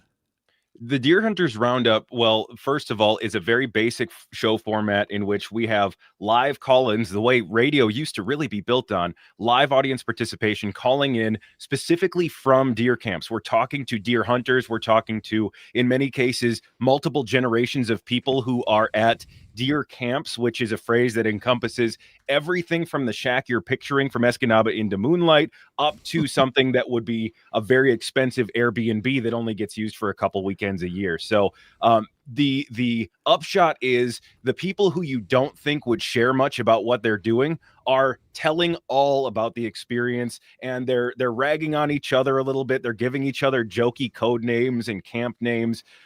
But it's one of those things that I thought was totally normal, Pat, until I moved away and realized that we had something weird going on. You know, when you leave home at 18, 19, and you realize, boy, my parents did that one thing really, really weirdly. I thought it was normal because I grew up that way. That for me is the Deer Hunters Roundup. I'm from this station I work at's my hometown. So these are my family members and friends calling in to report, yep, no deer this year here at the Green Acres camp out of Highway Loretta over there. And forgive me, I know that sounds like a stereotype, but there's going to be 30 calls just like that a week from Saturday. Of course there are. What do we always say? There wouldn't be stereotypes if some people didn't insist on living up to them. It's that's how they get created. So the Deer Hunters Roundup has been a staple for what, a little over 50 years now? Exactly. So 50 was last year, if I'm not mistaken. I know we shouted about it often enough, but I think I've just kind of repressed it because there was extra work to be done. And you absolutely will find companionable disagreement on who started it. We actually the Civic Media Network just recently acquired another station up north in the UP who will absolutely claim they were doing it first. We have not resolved that conversation yet. No, there's nothing that gets resolved between Wisconsin and Michigan, from ownership of the UP to which state looks more like a mitten. It's what we do. It's in our DNA. We're talking to Greg Gunderson from the Civic Media stations up in the Park Falls area about the Deer Hunters Roundup. And actually, specifically, there's 3 different stations up there. On what stations and times can people hear it? Well, actually, we'll be active at about 6 p.m. every day of the gun deer season, except for Thanksgiving, because we've got to give everybody a break for that one. We'll be rotating hosting duties a little bit, but basically every day but Thanksgiving, 6 p.m. on 98Q Country. We'll also be going live over in Hayward, I believe, on WHSM, and then we'll be down in Wisconsin Rapids as well. So tune into stations from those towns. There's multiple in each space, but at least one of them will be rocking the Deer Hunters Roundup. It was really cool. Last year we did that for the first time. We opened it up to Wisconsin Rapids, even though the programming itself and all the calls were going into Park Falls and we were just multiple streaming that. It created this really cool thing where we just expanded the area where we were receiving calls from. So instead of Loretta and Draper just west of us and a couple cities just east, we're getting places way south of them participating in the same level. And again, these are the people who you find them in public. They're not talking much. These are the quiet hunter guys that are just buying ammo and leaving. They will open their hearts up like you're their therapist and they've already paid for it if you want to talk to them about deer hunting and help them spread the word a little bit. It is, because you truly are among friends. You are in your element, and that's great. Talk about some of the cast of characters that make up the Deer Hunters Roundup. I know we got to start with Joel, of course, because he couldn't be here. He's busy doing live local radio up there in Park Falls. Yes, every Wednesday morning, he's got a very involved program where he's bringing on local business leaders and just members of local organizations. He calls it reality radio, that's patterned off of the original reality TV 20-some years ago. That kind of speaks to the mentality around here. We don't fix it if it ain't broke. And let me tell you, the Deer Hunters Roundup ain't broke. One of the best things going on with it is Joel Karnick. He just hit 25 years here last year in Park Falls. So he's been doing the roundup for half of its existence on 98Q, and it shows. He can ask 2 questions of your average hunter that will have them spouting paragraphs and saying silly things like, we spotted a giraffe in the woods. That, by the way, is one of the best little treats. Is sometimes families will call in. They want to have their deer camp on the show in some way. One of the cutest ways you can do that, just hand the phone to your 6-year-old. So we'll have to struggle. We'll have to kind of coddle some kids who don't know what to say a little bit, but you'll get nothing cuter. We actually had, I think, 3 daily reports of giraffes sighted in the woods last year. And Joel is all of it. He'll never accept credit, but I worry about that one day he takes off and they hand me the reins, let me tell you. Well, let's hope then that he sticks around. And of course, you've got plenty of other teammates up there in Park Falls that make this all come together. Yes, yes, indeed. Big G will be there. If anybody's heard of Big G, you will remember it. And if you haven't heard of Big G, you're missing out. So make sure you catch his. Big G, of course, is nominally a salesperson here in Park Falls, but that also means that he's arranging all the sponsors for shows like the Deer Hunters Roundup, which is special because we'll often bring those sponsors, those business owners, right into the studio to talk about their involvement and their business tie-ins with hunting. So there will be more people in the studio than ever before, including local business leaders, and we'll probably have one of the most notorious hunters from definitely the most notorious hunting camp right in studio. He's not quite an outlaw, but you'll be thinking about outlaws listening to him. We're talking to Greg Underson from the Civic Media Stations up in Park Falls about the Deer Hunters Roundup. 6 p.m. most days of the gun deer season on 98Q Country out of Park Falls, which you can also listen to through the Civic Media app and the Civic Media website, civicmedia.us. And that has to be Gray, the really cool part is that, instead of just being on one stick up north, that you've now got essentially a global potential audience through the app and the website that people can, even if they live in other places now, they can get a little touch of home. Well, I mentioned earlier, Pat, that moving away showed me how different the Deer Hunters Roundup is. It's not that super normal thing that everyone's doing. The same can honestly be said without calling me special or anything. Like, we do things just a little different up here in general, simply if for no other reason, because the population's a little bit lower. And again, I didn't realize that until I moved away. And again, when I realized, I realized it a second time when we joined the Civic Media Network, and it slowly became clear that we break every rule that all the other stations follow and get away with it and probably need to do it. So the Civic family grew in a very unique and lopsided way, I think, when the Northwoods was added onto it. But it's never been better than since we've joined the Civic Media Network. So if you want the best form of one of the coolest shows in Wisconsin, catch the Deer Hunters Roundup starting a week from Saturday. Yeah, and again, it's no knock on our friends at the stations in Waukesha and Madison and whatnot, but a big part of Civic Media's genesis was to provide new voices throughout the rest of Wisconsin, and then help some familiar voices gain a little bit more ground and spread it around through the app and through the website. Greg Underson is our guest talking about the Deer Hunters Roundup, and of course the tradition of the gun deer season. And, it's, if there's one topic that comes up all the time, it's the decline of, the population of hunters. Families aren't as big, not as many kids take up the hunting tradition, from their parents and things like that. And I mean, you've got the demographics of the baby boom and everything else. It's a conversation point, but what else can you do besides try to generate interest in hunting with younger folks, whether they're up there or elsewhere around the state?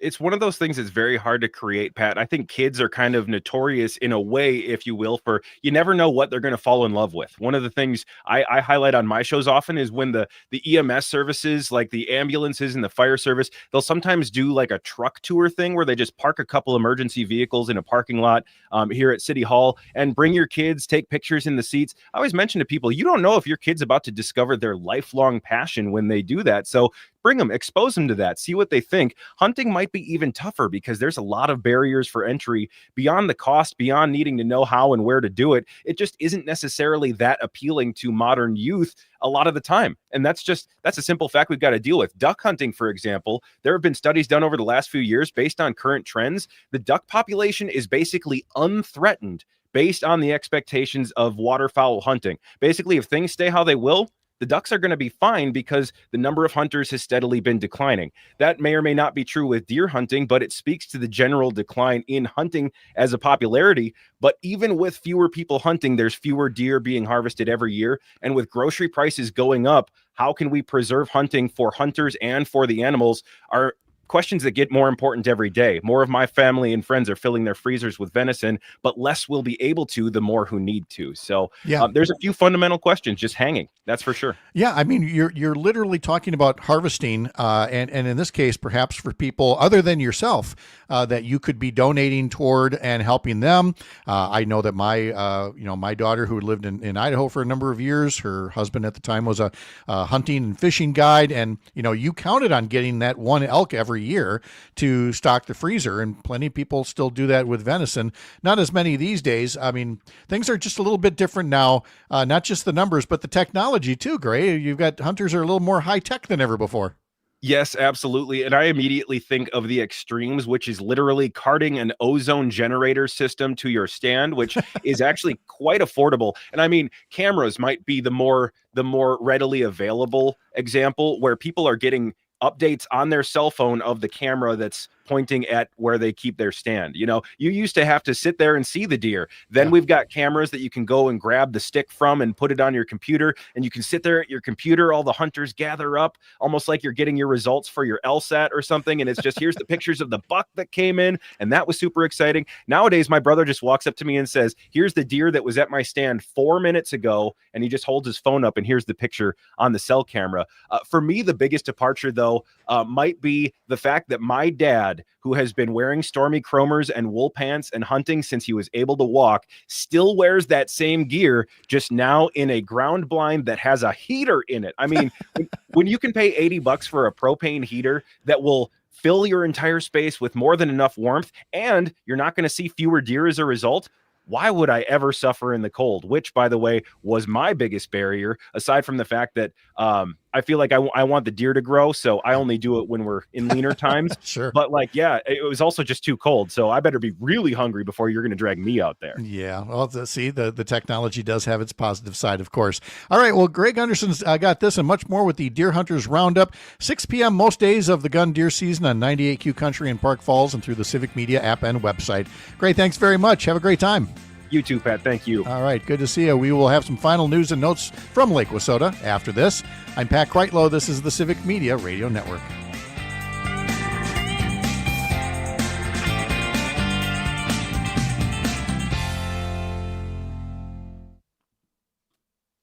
There we go. Made it. All right. That could not have gone better. Great. Thank you so very much. Oh, thank you, Pat. And as Parker just learned for 100% positive, it's not just football that has me unable to shut up, right? I was like, man, this is just like on Fridays. Yeah. You give me space to fill, you better not have anybody else to fill it. I'll get better at it as time goes on. Content. We need content. We love that. That's no I got problem. Generate it. Yep. Perfect. Not enough is not my problem. Well, thank you guys. I'll catch you guys sometime soon. Okay. All right. Take care. Have a good day. Thanks, I'll see you Friday. Yep.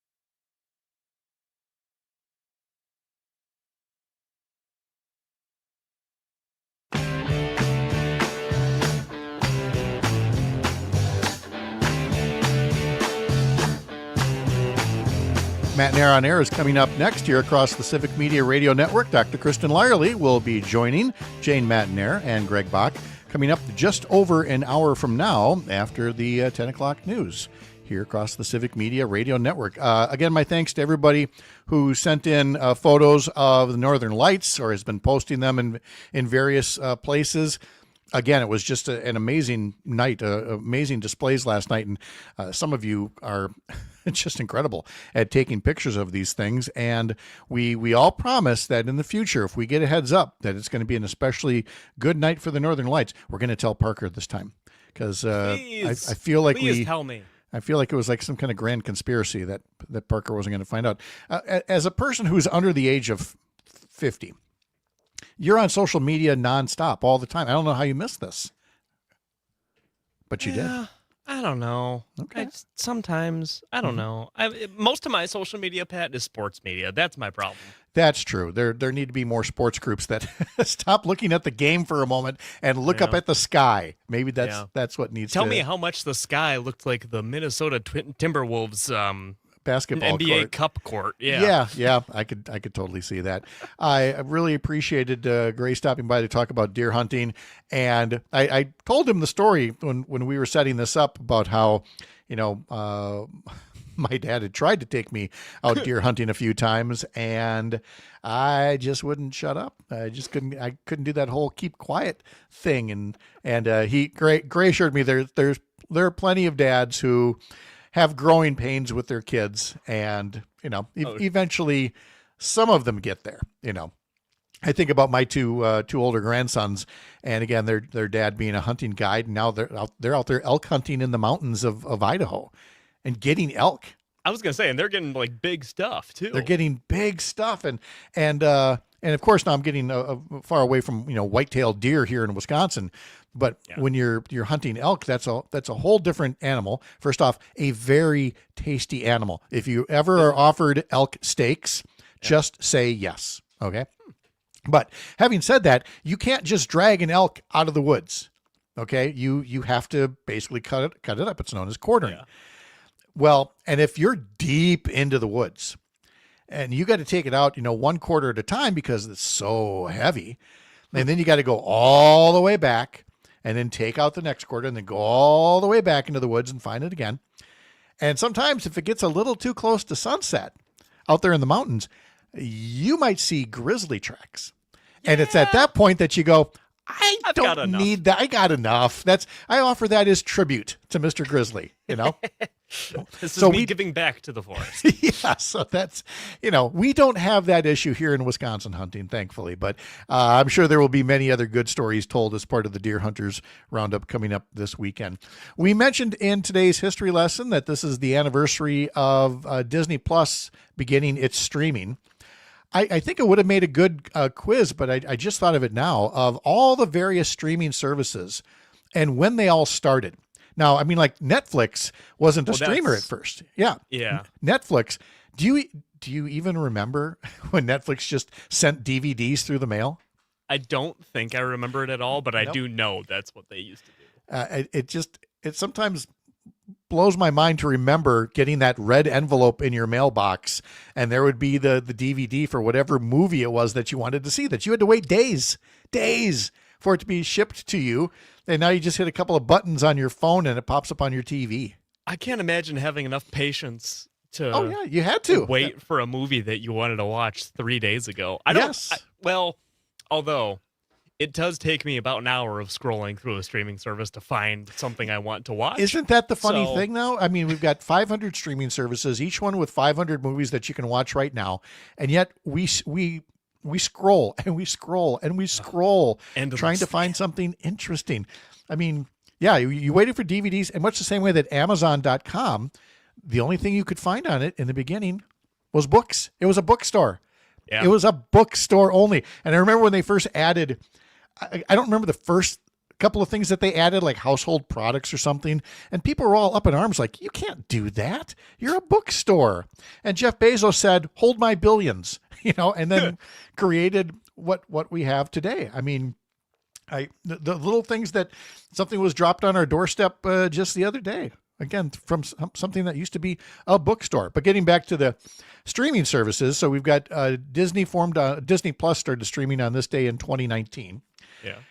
I wonder how many people go through and total up what all these streaming services are costing. Because you've got your Netflix, you got your Disney, you got the Hulu, you got Amazon Prime. I feel like I'm missing at least one other one there. And, some people are Paramount. Oh yeah, there's Paramount. It never even occurred to me to go get that one, but other people, or they're paying for YouTube TV, which isn't quite the same thing. But it's so again, not to sound like grandpa, but we had 3 channels on TV and you just watched what was on. So it was a big deal that you could choose a movie and it would show up in the mailbox a few days later in a little red envelope. That had to feel incredible. It did. Unless you started racking up the late fees. And did I tell you, I found one years and years later as I was cleaning out the basement. And I see this. It was DVD. in this pile of manuals. It was in really a weird. pile, yeah, of manuals and receipts and things. Again, we could just spend this segment every day. Tales from Pat's basement. Tales from a pack rat. Ugh. And there was a DVD that long ago I had to send in. The full retail price of the movie, which was probably like $15 or whatever, but instead of 99 cents, because I lost it. I couldn't find it and send it back. And you know what it was? It was Game 7 of the 2004 ALCS between the Red Sox and the Yankees, when the Red Sox were down 3-0 and came all the way back. And it was Game 7 because it was so exciting. I wanted to watch it again. That rocks that you could get that on demand like that. Yes, absolutely. That's so cool. And now I can get it in 8 seconds, on YouTube. But back then, that was a big deal. Yeah. You just had to remember to return the DVD. It's usually important. Yeah. It is Return kind the of things that don't belong to you. Exactly. All right. You have a great day there. And to all of you as well, thanks for joining us. My thanks to Greg Gunderson, Bryn Horton, Ellie Bordeaux, Jimmy Koska, and you for being here this morning. I'm Pat Kreitlow, part of Up North News, part of Courier Newsroom, a pro-democracy news network. We'll see you bright and early, 6 a.m. Up North.